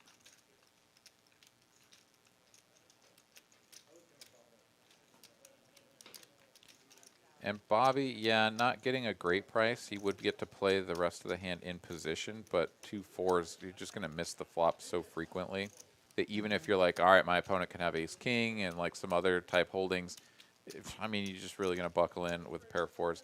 JC in a similar spot, except even worse. He's, whoa, whoa. JC is piling this in. He has much more than 951, by the way. He has much more than 951. In fact, he may have twice that. But he's going to go for the flat call and then the jam. And Bart is like, wait a minute. No, What does he this? called. Yeah, this is 2.2K jam from JC. He's going to try Wow. to get his chips back in dramatic fashion. Can he find a 5 or some sort of funky flush or something? Yes, There's he a can! 5! Yes, he can. Needs to dodge a 9 on the river. Oh, it's the 9! I'm sorry for your eardrums, but Suck that's a and set. resuck, and they're running it over twice. set. Okay, we'll see if that happens again. Oh, my God. Bart Woo! turns over the 9s. Wow. Wow. Needs a 5. That's no 5. There was quads for the pocket 4s there, but it was on the second run out that Holy never happened. Smokes and Oh, pajamas. my God. That was such a nasty, nasty hand. Look at that. JC just getting coolered here. I mean, like he was way behind, but to have a set over set happen when it's all in pre is just kind of like, what? How is that possible? So just pretty fantastic stuff here. Bart going to get even more JC dollars, and he's going to pile them all up over there. Bart's the one who's going to cash out 5 figures potentially here tonight. I think no, he's there because he was at 8, and he was. I mean, profit, not 5 figures, but he's gonna have a 5-figure cash out if he left right now. Oh my goodness! Yes, once Holy again, I do apologize for the ruptured smoke-a-doozles. eardrums. That is wow. Wow, pretty amazing. So Bart, yeah, he's stacking them up over there, we'll just say. So we will get a look at the cumulative winnings, at the chip counts here before you know it, and we'll see exactly how stacked up that man is. But JC is not a man to back down. He says, I have more chips in the bag, and I'm going to get them out and play some more poker. Someone asking who screamed the chick or the dude. It was the dude. Just so we can be clear about that. Well, I For was once reading in the out evening, the I'm action, not the and then damn annoying one. oh no, it's me. It's terrible, just terrible. All right, Bobby here, suited, ace 8, Come on, Robbie, get in there. Mix it up, Rob.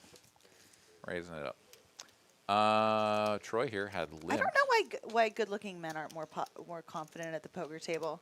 Just anecdotally, they're plenty. I mean, Seth, of course, has the confidence of a young George Clooney at the table. But do you ever encounter that? Super cute guys shy at the table? No. Okay, never mind. That's just me then. Yeah, sorry. I thought I had something there, but clearly not. I mean, I don't know. I don't know. Oh no, I scared all the frogs. I'm sorry, Neil. It's terrible. You're never gonna sugar baby daddy frog acting like that. Yeah, it's over. All right, we got no straddle going on here. Jasmine has been very patient over there with Come on, Jazzy. big lick. Big lick. Nope, not coming in with that one. It was off-suited. Good fold. Andrew, though, he's going to play ace 4 of clubs. Jay Wynn now. He's got a Jay free Wynn has a betting hand. hand. Yay! Take this up over the $20 raise. Is this up to 100 or just 75? It is just 75. Okay. Bobby done with the ace 6 of hearts. And as is everybody else, Andrew going to complete. Off to a flop we go. Heads up.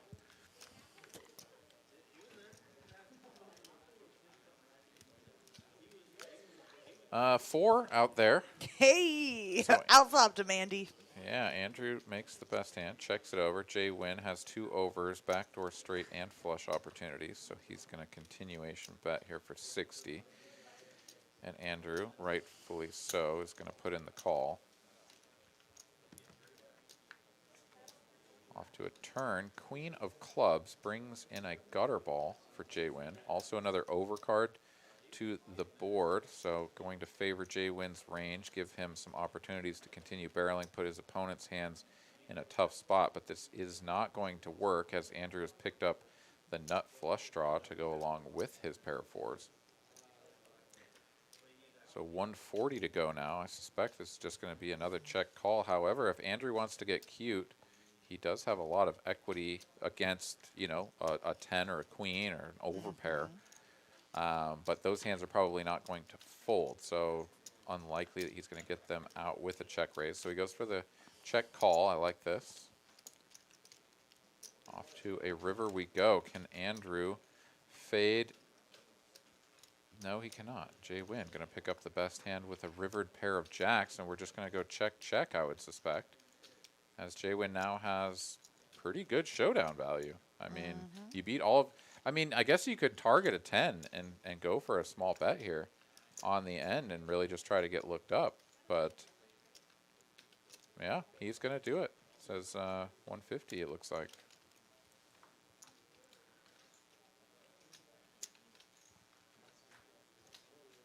Yeah, fully targeting a 10. Says if you have ace 10, king 10, 9, 10, all of those may be convinced that I'm full of it and go for the call here. It's a bluff catch. And let's see how Andrew navigates this. He's got bottom pair. And yeah, against 3 streets, I think it is time to let that one go. Really would have liked to find something there on the end. Was not to be. No dice. Checks the stream, please. Dun, dun, dun.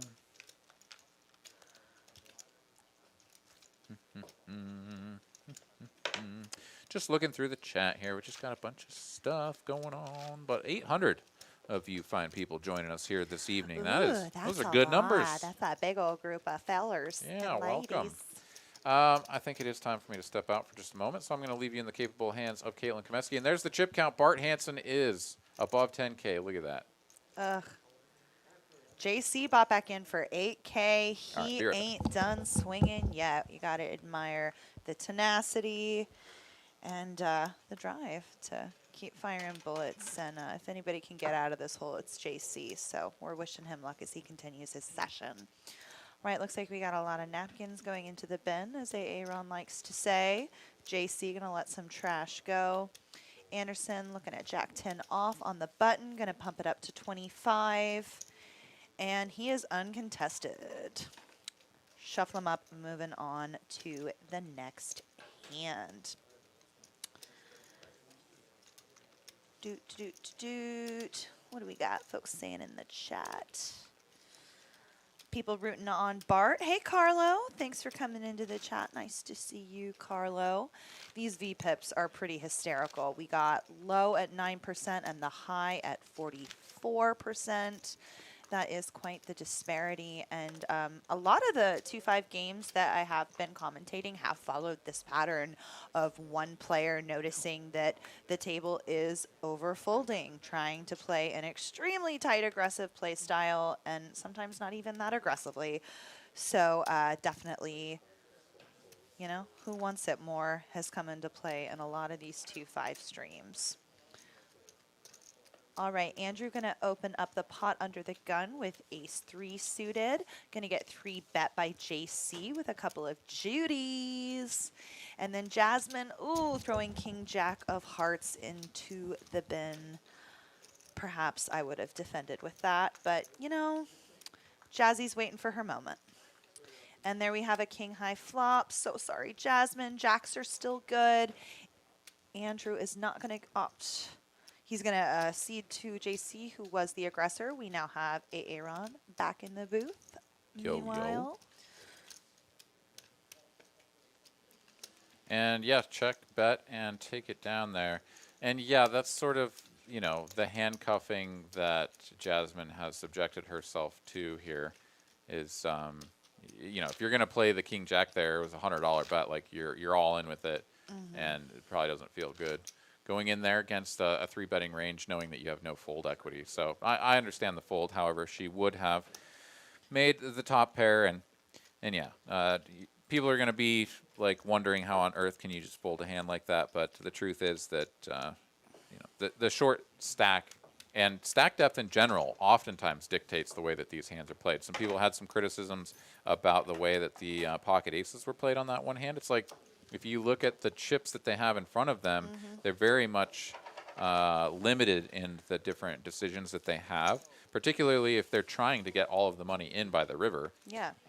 And not just like pile it in early and have your opponent with the chance then to actually fold. It's like if you just And make that is the great egalitarian system of poker, right? You don't need clout. You don't need a huge bankroll. All you need is $200 and to put your dang name on the list, y'all. If you want to sit down and you don't like the short stack play you see from Jasmine, honey, hit Carolyn up. We'll get you a seat at the game, and you show us how it's done. Yeah, definitely a possibility. You can reach out to us. The information scrolling along the bottom of your screen there. Give us an email at tchliveliст@texascardhouse.com. You can also shoot a text message to the number on your screen as well. See if we can get you in the mix, and do let us know well in advance, as there is always a long, long list of players waiting to get in this game. All right. Jack 10-9 flop. Bart Hanson here, top pair, open-ended straight draw. Andrew gonna call with 3rd pair backdoor flush. opportunities. Bart, though, going to just turn the queen high straight. And Andrew now. First to act once again. We saw this before. He made an ill-timed move on the river. This time he's doing it on the turn. Texture changing card, and he's going to go ahead and rep it and see if he can get his opponent to fold out a better pair. Of course, Bart Hanson not going anywhere, but no real reason to raise either. So he is just going to put in the call. Off to a river we go, and Andrew can't be feeling good about this. Let's see, though, if he's going to continue his story on the river.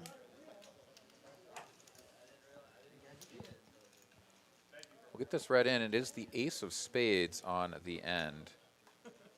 Andrew, again, first to act out of position here. He's done with it. He's given it up. He's going for the check.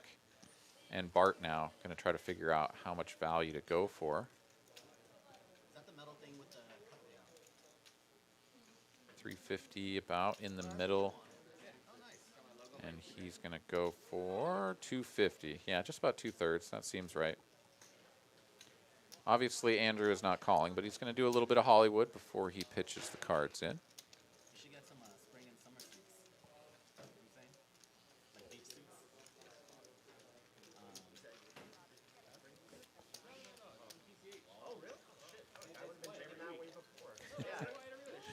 Oh, man. But yeah, we always look forward to having lots of different people on here, and we get people that travel in from out of town. So if you are thinking about coming on down, hanging out in Austin for a little while, getting yourself in the mix here, yeah, absolutely reach out to us. That text message number 512-843-1971. Let us know if you're coming on in, and yeah, it's cool to meet people from out of town. We had this group of guys. Where did they come in from? Philadelphia, I think it was. It's like 3 dudes, and like they were just a riot. Like they just kind of came in like out of nowhere, and so all of a sudden, like, you know, I mostly just play with the regs here, the locals, and these dudes came in and they were just hilarious, cracking jokes and splashing around too. I mean, like they weren't afraid to get in the mix. So it's always fun to have players come in from out of town. Absolutely. JC here, he's got a real hand. He's going to raise it up, 30 bucks. If that had been J-Stack and not Bart Hanson, the 6-3 would have definitely been played. That would have been a 3-bet. 10-6 of clubs is going around. Jay Wynn has it this time. He's going to call out of the blind, and we'll go heads up to a flop, which is quite favorable for JC. Yeah, I like that flop. Top 2 here. JC going to continue 50 bucks, and Jay Wynn nothing Ain't doing. got nothing on that. Nope. Did you watch any of Mayor of Easttown? Speaking of pop cultural references you won't get and will mildly annoy you. Perfect. It was so good. Anyway, Kate Winslet set in Philadelphia. All these British actors doing a pretty good Philadelphia dialect. It's a murder mystery. Maybe you'd like it. What is it called again? Mayor, M-A-R-E, of Easttown. It's on HBO. Okay. I don't have HBO, so Shocking. probably not. Shocking. Shocking. Shocking. Yeah. So maybe I won't watch it. More of a Netflix guy, you know? Netflix, Amazon Prime. Those are where I get my shows. Nice. Yep. What's on the, I'm waiting for new seasons of the Home Edit to come out so I can just watch really high-strung ladies tackle a closet. Oh, that sounds riveting. I know. Yeah. It's not. Okay. Oh, But it's wow. soothing. It's soothing. And yeah, you're looking forward to it. Raised to $10 from Bobby. maybe he thought he was going for the straddle. Maybe, I don't know what's going on. In any case, oh, maybe it was an actual straddle. But JC is actually going to raise this up to 40 bucks, and Bobby's going to call. So whether it was a straddle or a raise or whatever, we're off to a flop. And JC has a gutter, Bobby top pair. Yeah, I like this chat exchange. Why is Jasmine in the game? Because she wants to be, bro. Exactly. End of discussion. That's Truly. right. All right, so check. JC realizing that his opponents are on to his betting frequencies and stuff, just sort of blasting at everything. So going to go for a check back on this flop instead of what is just a very natural continuation. And then Bobby checks again. JC picks up a pair, goes for the thin value, targeting like a 10 or maybe an under pair to the board, something like, or to the 10, like 8s, 7s, that would pay off a small bet. And now Bobby checks again with the top pair. So JC may be like, this looks like a 10, and I can target this for something like 100 or 110 bucks. 125 he goes for, and Bobby's just going to snap this off, and JC will probably be a little bit surprised to find out that his opponent has an ace. Yeah, but there you go. And this is a pretty good adjustment. I like this from Bobby, where a lot of players, after it checks back on the flop, would lead out on the turn and try to get a little bit of thin value themselves. But he's just happy to continue checking. He's like, JC is very likely to continue doing the betting for me, and I don't need this pot to get like crazy big, right? Because if I bet and he raises me on this jack turn, like what the hell do I do then? So I like that. Well played by Bobby.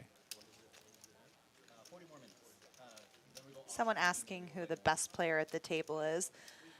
I think that that's a really tough question. It's like, what are we judging on? If we're judging about who's sparking the most conversation, I got to go with Jasmine. Her name's coming up the most. If we're going with who has the biggest social media following, who is the most studied player, who's the most exploitative player. So I don't think that's a super easy question. I Yeah. think Bart and JC are, and Jaywin and Anderson are certainly strong, consistent grinders that are seen quite regularly on our programming. Yeah, I mean, and quite a few of these players are new to the stream, so I mean, this is the first time I'm seeing like Bobby and Rob get in here and blast away. Rob finally deciding to play a hand defending his straddle. Yeah. Calling that, just limping to the double straddle with 7-4 and okay. Yeah, JC going for the squeeze, gets it through, and yeah, his opponents didn't have enough to defend.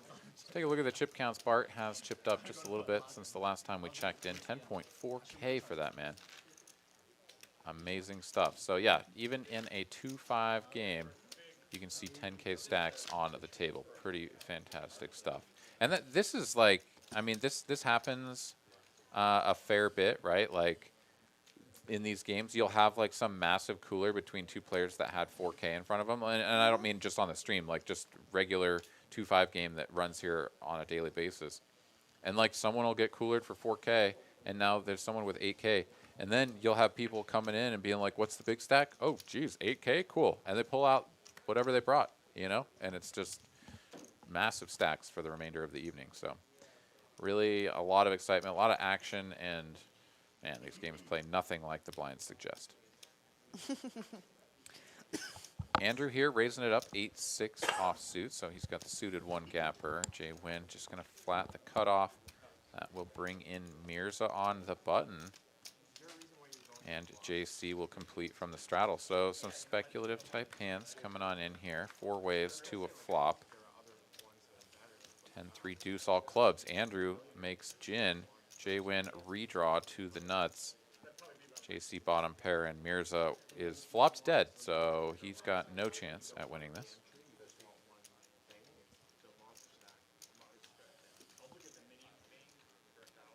Andrew will continue. He was the pre-flop aggressor as well, as everyone else just flat called. Jaywin, of course, going to come along, and JC, yeah, he'll know that his hand is not worth continuing. Does get out of the way. Off to a turn we go. It's a 10, so Jaywin, while he does not make the better hand, does pick up substantial equity and may think that his hand is best at this stage. Usually don't put your opponents on flopped flushes. It's a very low probability event, especially when you have a club in your hand. Andrew bets 150. Effective stack, a little over 1,000. We don't quite have those numbers. Oh, no, we do, because the 150 was taken out. Okay, so he's bet a 150 and somewhere to the tune of 1,100 total effective stack. And Jaywin could definitely just raise this for value here, fully expecting that he's going to get called by worse, like an overpair with a club, for example. And if he is somehow behind to the flopped flush, he's got outs. Even if his opponent has a full house, he has outs. So he's just going to go for the call, though. Keeps this pot relatively small. A little bit curious. King of spades on the end.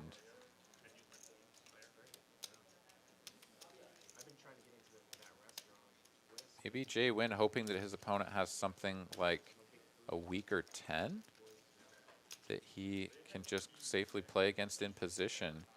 But some scary cards could have peeled off. I'm not exactly sure. Have to go through Jay Win's mind interview style to find out what was going on here. But calls the 150, 527 in the middle. Stack to pot ratio just about 2. And Andrew now going to come in for a third barrel, 350. And wow, Jay Win is giving off the image that he just doesn't actually like this. This is curious. I would have thought that this is a spot where you would be more torn between raising and calling than what presumes to be calling and folding. But I mean, you don't give that whole sigh and the back and forth and then go all in, right? No, he's fine. He looks like he's either going to find the fold shortly or begrudgingly call.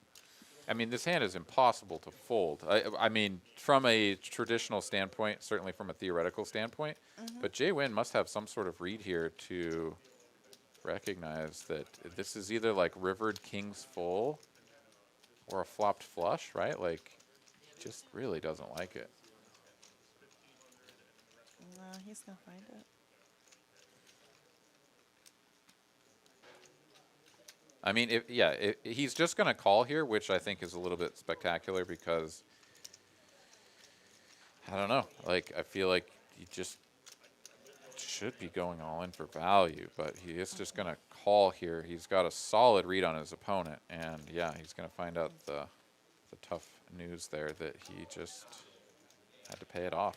So, well played by Andrew. Nice just call from Jay Win. There you go.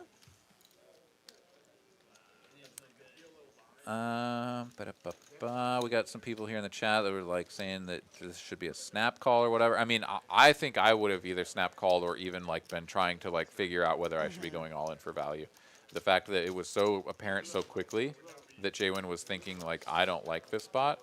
Kudos to him. He's down there on the table. He's got the read. We don't. So good job. Nicely played, Jaywin. Yeah, still obviously tough to lose that spot there, but.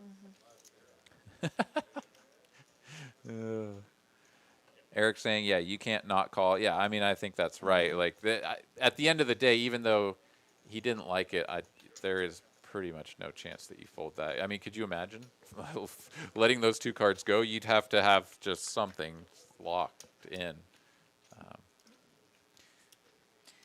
All right, so Jasmine ready to fold her hand already as the player previous to act.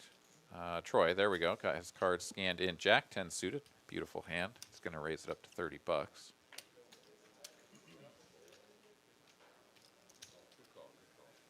Bobby's got a decent enough hand to come along on the button. King 10 of hearts. JC comes in, and Anderson, did he really fold? He did. Maybe we had some sort of cross read error there. Maybe I he can't didn't. imagine you'd Right, fold king but queen there. Troy flopped a flush, flopped flush again. Yeah, I imagine that we had one of Bart's cards sort of slung over, touched the wrong that reader. can We've happen. had that on occasion. It's not that the card is read incorrectly itself. It's that a neighbor's card gets pitched over your reader, and then before the cards get separated, it's actually been read in. So there, yeah, no way that Anderson was folding king queen there. Andy will let me know later. He'll let me know. Yeah. Troy gonna flop the flush. So flopping flushes is going around. JC top pair and a butt Clubs flush both draw. times. I mean, straight flush draw, I suppose. The 4 of clubs would come in. One time. But but- it looks like it was folded. Yeah, it is not to be, but JC may have some hopes inside of him. It will be shortly crushed. Check, bet a 125, JC. Yeah, can't go anywhere just yet. Troy's got his bucket out and is milking JC for the max. On 9 of clubs on the end, does give JC the butt flush. Troy probably not a big fan of that either. He was hoping for something, you know, like a red 5 or something, right? You certainly don't like the board to pair on your flopped flushes ever. Well, and another Even if it's club. not likely. I think the other club is the worst part, right? Because now if your Oh. opponent was holding on with just a king or a queen, then you Yeah, just got for sure. toasted. But For sure. JC leads out for 75, little blocker bet, and Troy does just call. So, yeah, JC sort of setting his price there. That's the value of the blocker bet. You get to, you fire it out there, and your opponent is like, I don't really want to raise you and reopen the action, where then you get to 3-bet me in some nasty way. So, of course, I just call $75 instead of what might have been 200. Well played, Troy. Way to go, homie. Jay Lorena here, or Lorena, saying, just tuned in. Bart crushing, question mark? Absolutely, yes. The He actually is crushing the live poker. Yes. The live poker has been crushed by Bart Yep. so far tonight. Yeah, the majority of his cumulative winnings came from a hand where he had aces versus queens and doubled up through Mr. JC. All right, looks like Jazzy's got a premium. Here she goes, all in for $199 with ace king off. Does anybody have anything to call her with? No, no, no, no. Still no. And to Bart. Queen Bart, deuce. you selfish. Just call her. Just torch it on fire. Be a gentleman. Jesus. Yeah, queen deuce. That would have been a LATV hand for sure. Take it down, Jazzy. You know, she doesn't want to let those cards go. She's like, can I just go all in with These these are the next ones time? I wanted and have been waiting for. So Yeah. Zag7 Steve says, just joined. What's going on? Yes, Anything Steve. exciting I should jump back for? Well, continue watching with us and then go back and watch the highlights. There was a couple. There have been many big hands throughout the course of the evening, but Bart with aces against the queens, JC, that was the big defining moment of the evening. So do make sure you get that in your eyeballs.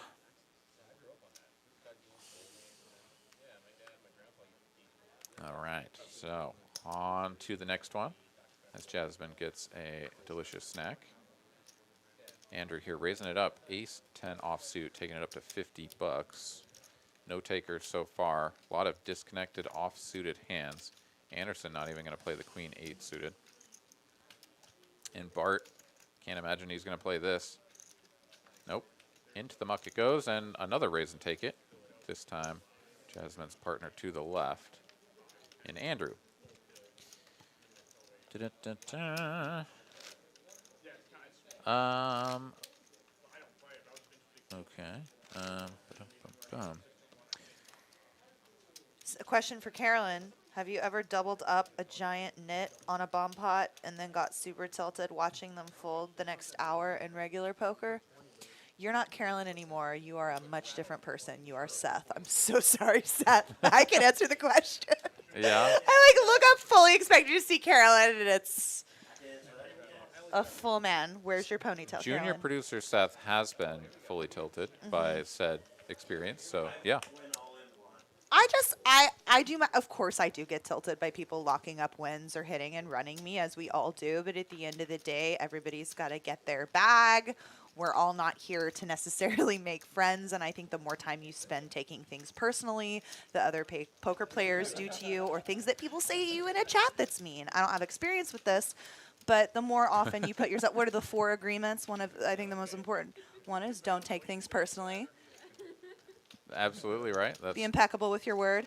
mm-hmm. What are the other 2? Do you remember? I don't remember. Sorry. Jasmine just went all in, got it through again. Yes, queen. Once again, Bart woke up with a raggy queen. He had queen 3 this time, so he had to let it go. Yes. The only time you don't get tilted is when a super loose player wins. Well, that subject came up earlier. If you get it all in good and someone draws out on you with rags, you gotta know that money in all likelihood is going to be recirculated and it's not gone forever. Or go for a smoke break every 5 minutes after doubling, then going home an hour later. Hey, Bryson, what's up? I love you too, baby boy. Oh, the needles. The needles are reals. James here. Anderson been in any more runner hands since the ace king? I don't think so. Anderson's been mostly just kind of waiting for something decent to play. Has been a little bit on the card dead side here of recent. And we got a seat open, so it looks like we are going to have a player stepping out.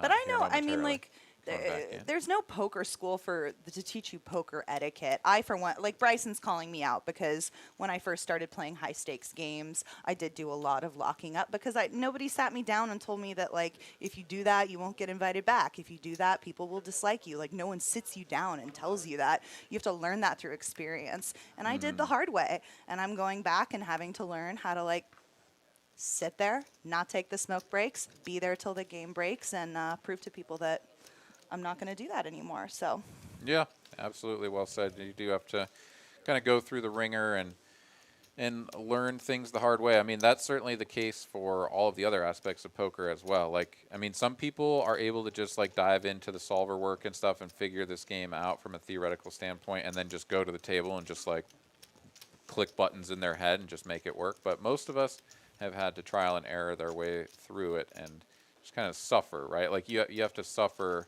in order to learn for the most part. That's certainly how I learn.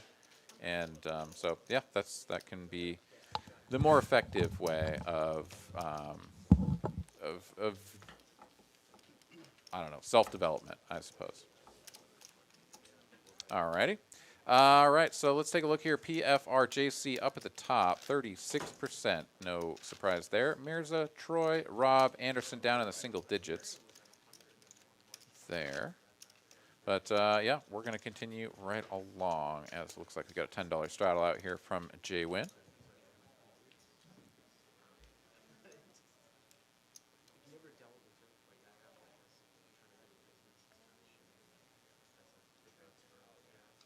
Dun, dun, dun.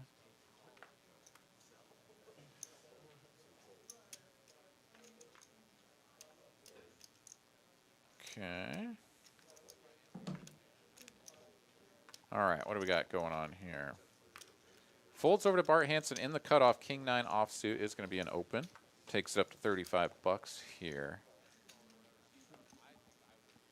Andrew going to complete from the big blind. Queen Jack offsuit. And Jay Wynn now in the straddle. Pretty good spot for a squeeze depending on his holdings. He is going to go for the squeeze. Takes it up to 175. Chunky sizing here. Going to put his opponents in a pretty tough spot. Bart is just instantly done with it. And while we don't know what Jay Wynn has, oh, he is going to show Ace King.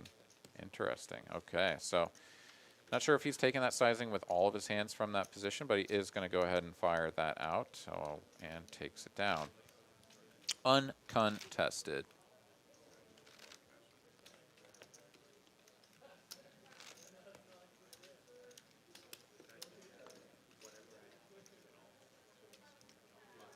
We got some chat back and forth here talking about range charts make me sleepy. Yeah, no, I hear that.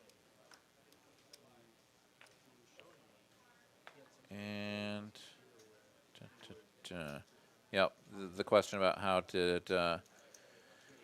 did Bart get all those chips? That was from a sick nasty cooler, if that is the case. But JC is still in the mix and ready to fire away.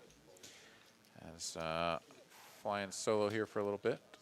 As Caitlin has stepped out for some fresh air. Let's see here. Andrew going to get out of the way. JC raising up from early middle position. Ace-8 offsuit. No takers so far. And, yeah, all the way back around through to the straddle. JC just going to take that one down.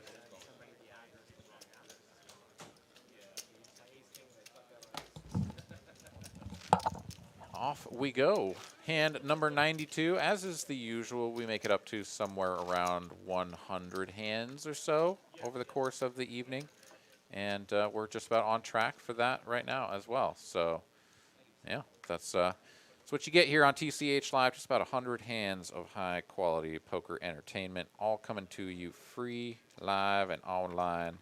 The YouTubes hitting you right in the retinas. Thank you guys for joining us. We appreciate you doing so. And We look forward to having you guys here in the viewership here moving forward. We got a little bit of a spoiler alert here, as I've just got word from junior producer Seth that this is an interesting hand. So thanks for the spoiler there, bro. JC opens. Well, we're about to find that out for ourselves, okay? All right? All right. JC opening it up with the sixes. Gets 3-bet by Bart Hanson. Andrew makes the cold call on the button, and JC going to come along as well. 3 ways to a flop we go. There's a 6 in the window and a king right behind it. Oh, my God. Set over set. Is JC going to run into it? Andrew has a gutter to a straight as well, which would be better than both of these players. Check from JC. Bart's going to continue with the top set here. No, Andrew's done with it. No interest in coming along. JC, he is thinking this is his moment to get these chips back, and he is just running into it. So bottom set with a pretty wet board out here with a couple of clubs is definitely going to be a spot where very frequently you're going to want to go for a check raise. Not always, because this board does favor your opponent's range pretty heavily. But yeah, if you're going to do it, this is the hand to do it with. JC comes in 425 on the check raise. Bart Hanson is loving this. 2 deepest stacks at the table. Bart going to take another peek. Yep, 2 still red kings.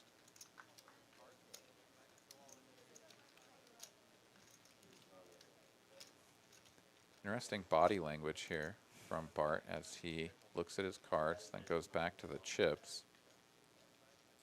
And he's going to make the call. 5 of clubs, a little bit of an action killer here. This may save JC. In fact, he's actually going to pick up infinitely more equity than he had before, drawing to just another 6. Now he's got all of the clubs in the deck that can bail him out as well.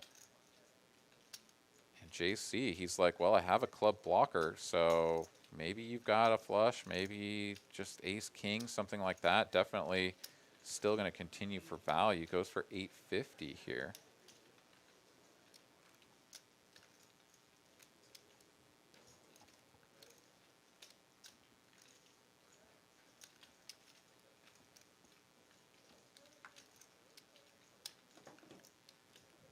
Bart now loses to all of the flushes that were going for the bluff on the flop. Is going to make the call here.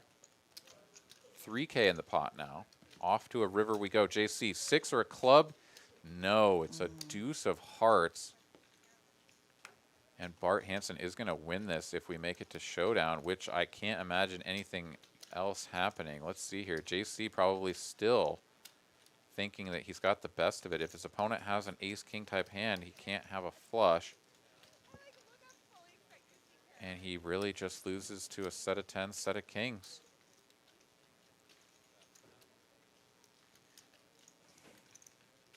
JC here should be going for max value. I mean, I could expect this being, 2,000, 2,500. He's going to keep it a little bit more reasonably sized, I guess.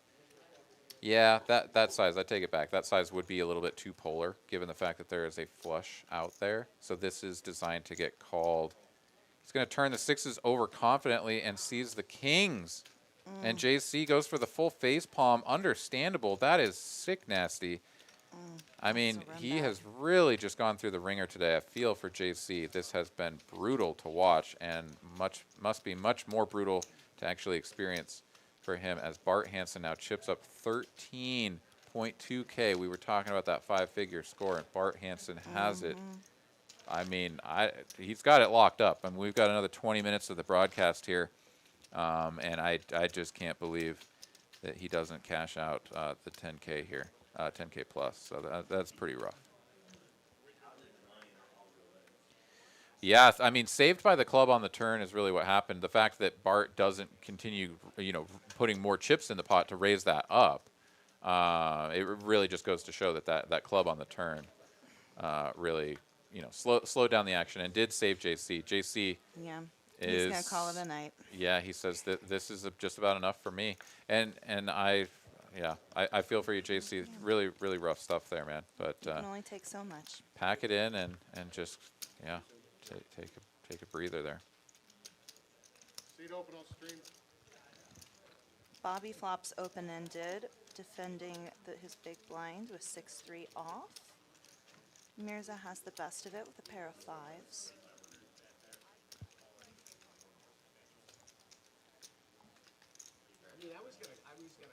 Yeah, Rob here. I mean, there's really not much to be done to continue along, but he is going to go for a raise here. This is just like a zero equity, just kind of like, I don't know, just stab at it and see if my opponent will like roll over. Yeah, let's try this. Yeah, but Mirza says no. I have a pair of five, second pair. I'm going to call you and then check this turn. And Rob, Rob hasn't done a whole lot. Look at that little smirk he just gave him. Oh, wow. Rob is giving him the business. He's like, I got the best hand. But like in like this cheeky little way. I don't know. Let's see if Mirza sees through it. So far, it looks like he does. Betting a call. Mirza's not done. Oh, and he finds the miracle card to just call anything, but Rob is done. Rob is like, no, I give up. I give up. And there you go. Mirza going to take it down. Ships a nice little pot there. Rob getting cheeky, trying to bully his way through that one here towards the end of the evening, and not going to happen. Yeah, that is a pretty tough thing to look at there on the cumulative winnings. It is pretty much exactly everything between those two players. It was just Bart versus JC. Yeah. And that's where the movement was. It surely was. Man. Yeah, I mean, oof. Yeah, people giving some kudos, some props, some kind words there for JC, and that's the thing is you watch some of these streams, people just get run over for us all to watch, or it's the other side of it where it's like, wow, look at that guy, they just ran so pure, and for every winner there's a loser out there in the game of poker, zero-sum game as it is, and but it's what we play, it's what we love, and it's just something that we have to roll with. I know that JC is going to be just fine. He's going to pop back from this, and he's a strong player. Definitely going to be back in the old winning ways before you know it. Right at the end of the stream here, Robs decides he's ready to play some hands.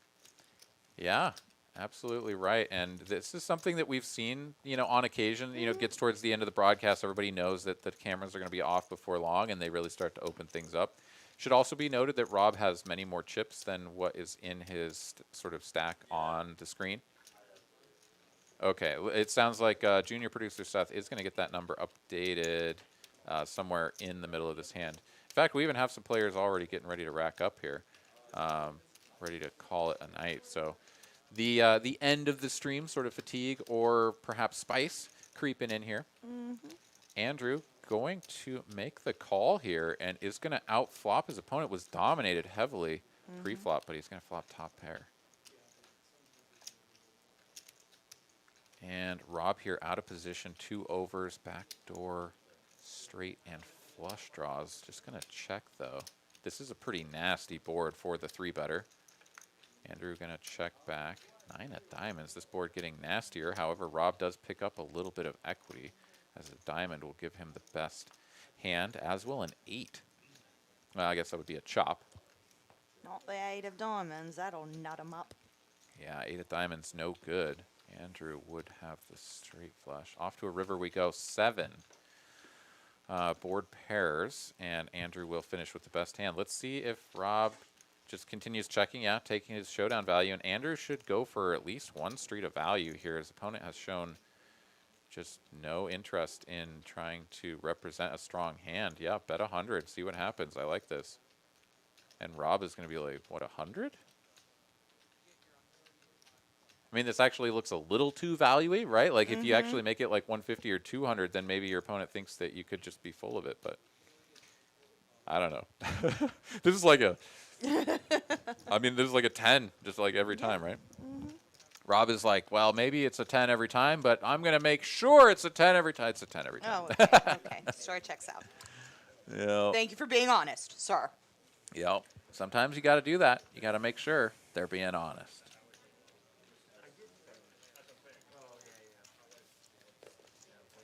Dun, dun, dun, dun, dun, dun, dun.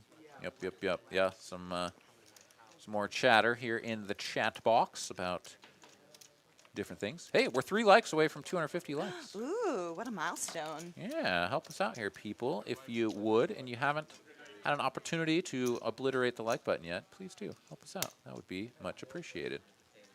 So we're just about 15 minutes from wrapping things up as we got a dealer change, a bomb pot here.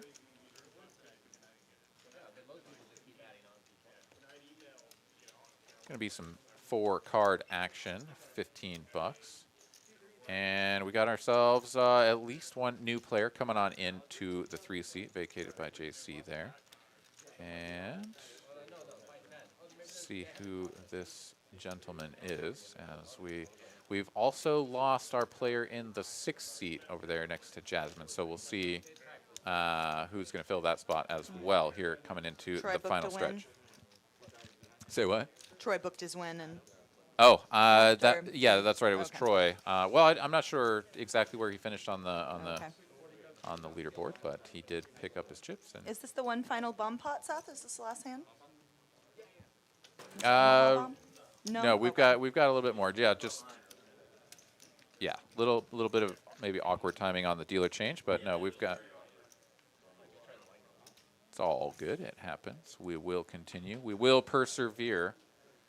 And we will get 4 cards slung out here to all of these players. Oh, so we've got a little dead time?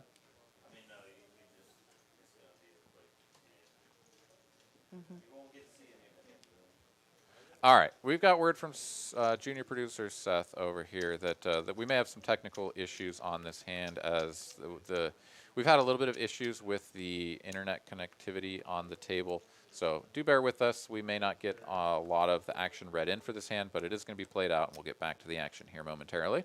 So do hang with us, as Justin LaRoche here dropping us a $2.99 super chat with a sweet little thumbs up emoji like that. Thanks, man. Appreciate you very much. Chris F. saying, Bart, just put that in the baby's college fund. Well, absolutely. Shout out to Bart and his lovely wife, expecting a new little Hanson here in the cards here before too long. He told me before the stream that expecting their newest addition to the family here later this year. So, yeah, that's pretty cool. Blessings. Congratulations, man. Metal Drive out of pretty much nowhere, unless I missed something else. And muons are small. Muons are small. And I said Metal Drive. Metal Doctor? Metal Doctor.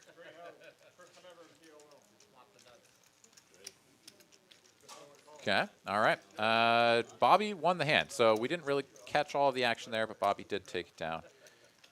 Looked like just about uncontested, $105 profit. So, yeah, I suspect that was just a raise and take it. All right, on to the next hand we go. Time for a little bit more No Limit Texas Hold'em here. Thursday, 2-5, match the stack. Finally finishing up my delicious Topo Chico.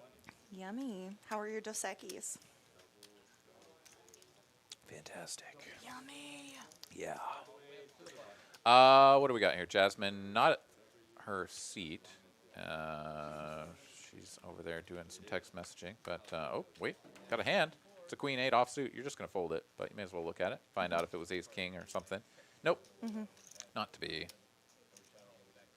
J-Win, Jack 10 offsuit. We've gotten a little bit short-handed as we are now missing one player. I mean, short-handed is like 9-handed at this point. So maybe the Jack 10 could have been an open. Mirza, he's got the Jack 10. He is going to open it from the cutoff. Bobby and Rob here with some diamonds. Going to come along. Adam is our newest addition, sitting in the big blind. He's going to call, and Anderson will complete as well Over to Bart Hanson. Oh, yeah, this is a squeeze all day, every day. Time to attack. So limps to you in the straddle, and you look down at ace-10 offsuit. Definitely a great spot to squeeze. And he's going to take it up to 130. And pretty much as long as this gets through Mirza, then everybody else should just fold out of the way. But Mirza says, no, bro, I am playing. And now let's see how many of these other hands come along for the ride. Rob will complete. Adam will not. And Anderson also. Okay, so got a few of the old riffraff out of there. But it is still going to be a multi-way pot. 3 ways to a flop. Bart with the best of it right now. Jack 9-6, 2 clubs, a 1 diamond. Rob here with a gutter and backdoor diamonds. Bart misses. Mirza, top pair. But yeah, Bart definitely going to take this as an opportunity to check and give up. Not a lot of rationale from a theory perspective to take this hand and continue against multiple opponents. Yeah, that little bastard's been... I got him. Oh, you got him? I Nice. think I did. Maybe not. Checky. Over to Mirza in the cutoff. Last to act. He's going to bet 175 with top pair. Backdoor straight draw. Rob here with the gutter and backdoor diamonds. Let's see how he approaches this. Once again, we don't have his chip count up to date there. 493 is not correct. He has substantially more than that. In fact, he may actually be reaching for a bet that's in that vicinity. It looks like that's true. He's going to take this up with a check raise, maybe 450. And is that that's a snap fold from Mirza. Snap fold from Mirza. And Rob, with this late, very timely aggression, is just going to take it down. And now we have his chip stack updated. Okay, just about a shade over 2K. And yeah, Rob had just kind of like been quietly folding away for most of the night. And now all of a sudden. East Robbie time. Well, so he was also a little bit handcuffed by JC being in the 3 seat, right, to his immediate left. And so he could expect a lot of 3 bets from JC. So it's actually not unreasonable to think that like once JC picked up, that now Rob is he's gonna have the opportunity to open more hands and play a little bit more aggressively. But he has really taken that to heart and is doing so. And once again, we've got another player coming on in, filling in the 6th seat. So excellent.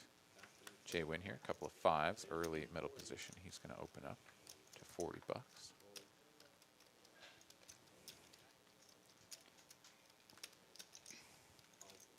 Adam here, out of the small blind, is going to make the call. And nope, sorry. No. That is Adam folding from the small blind and Anderson completing from the big blind.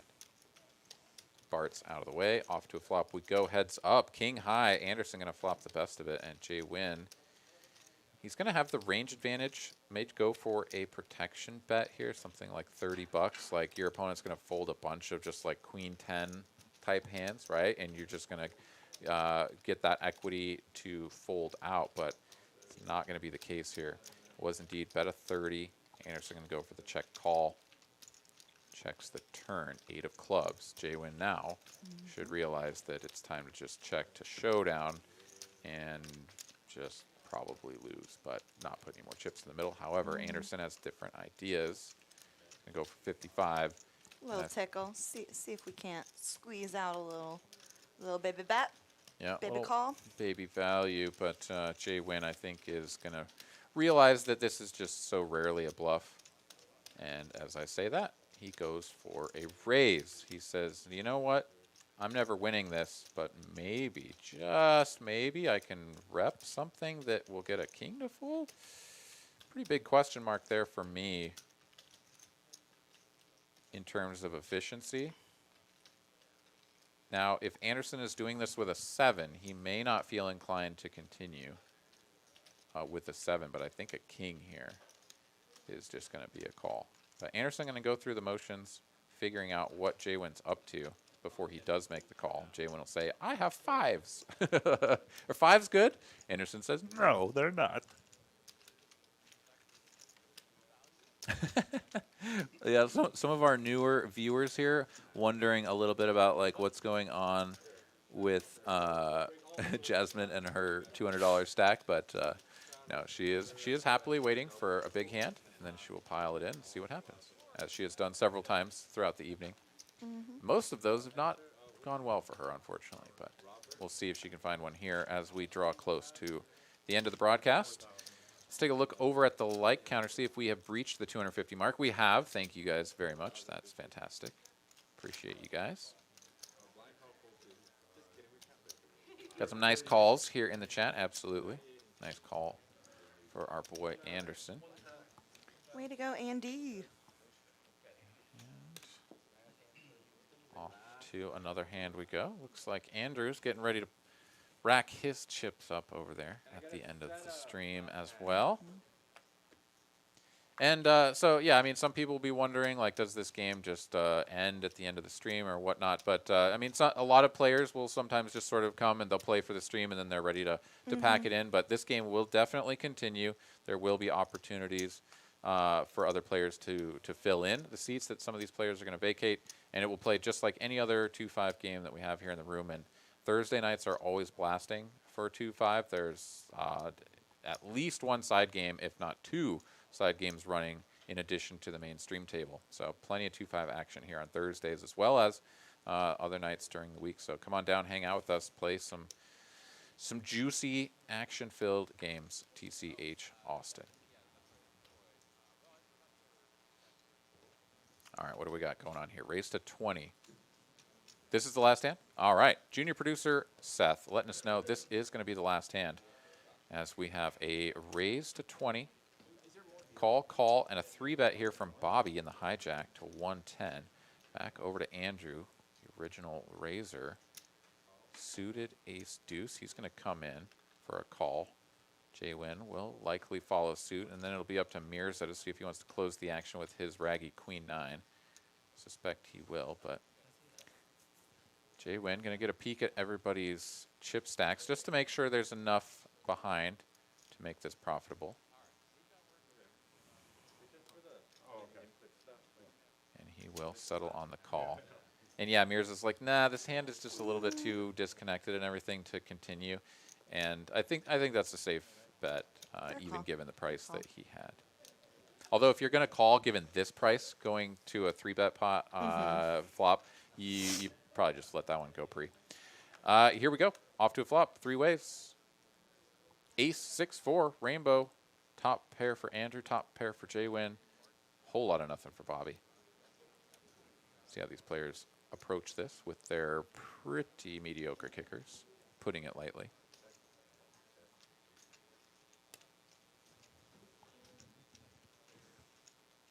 Checky, and Bobby with the whole lot of nothing is the one who puts the chips in here. Bets 210. They ain't got no kickers. Into a pot of about 350. But yeah, Andrew's going to make the call here. Now J-Win has got to be like, wait a minute, what? What do I do with this? If there was a spade out there, he would feel a whole lot more comfortable about continuing. But he is going to come along nonetheless. Plaque and play. Plaque in play, yep.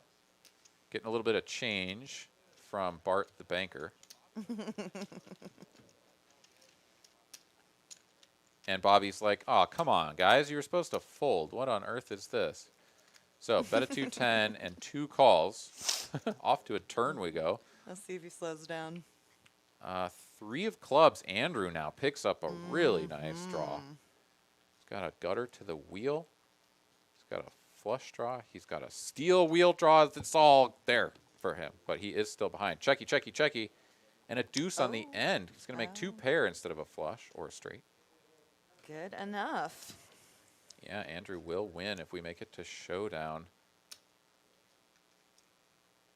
And this is a little bit of a funky board, right? Like, what bet the flop got called in 2 spots, and then, like, everybody checks through? Like, it's conceivable that there's a 5 out there somewhere.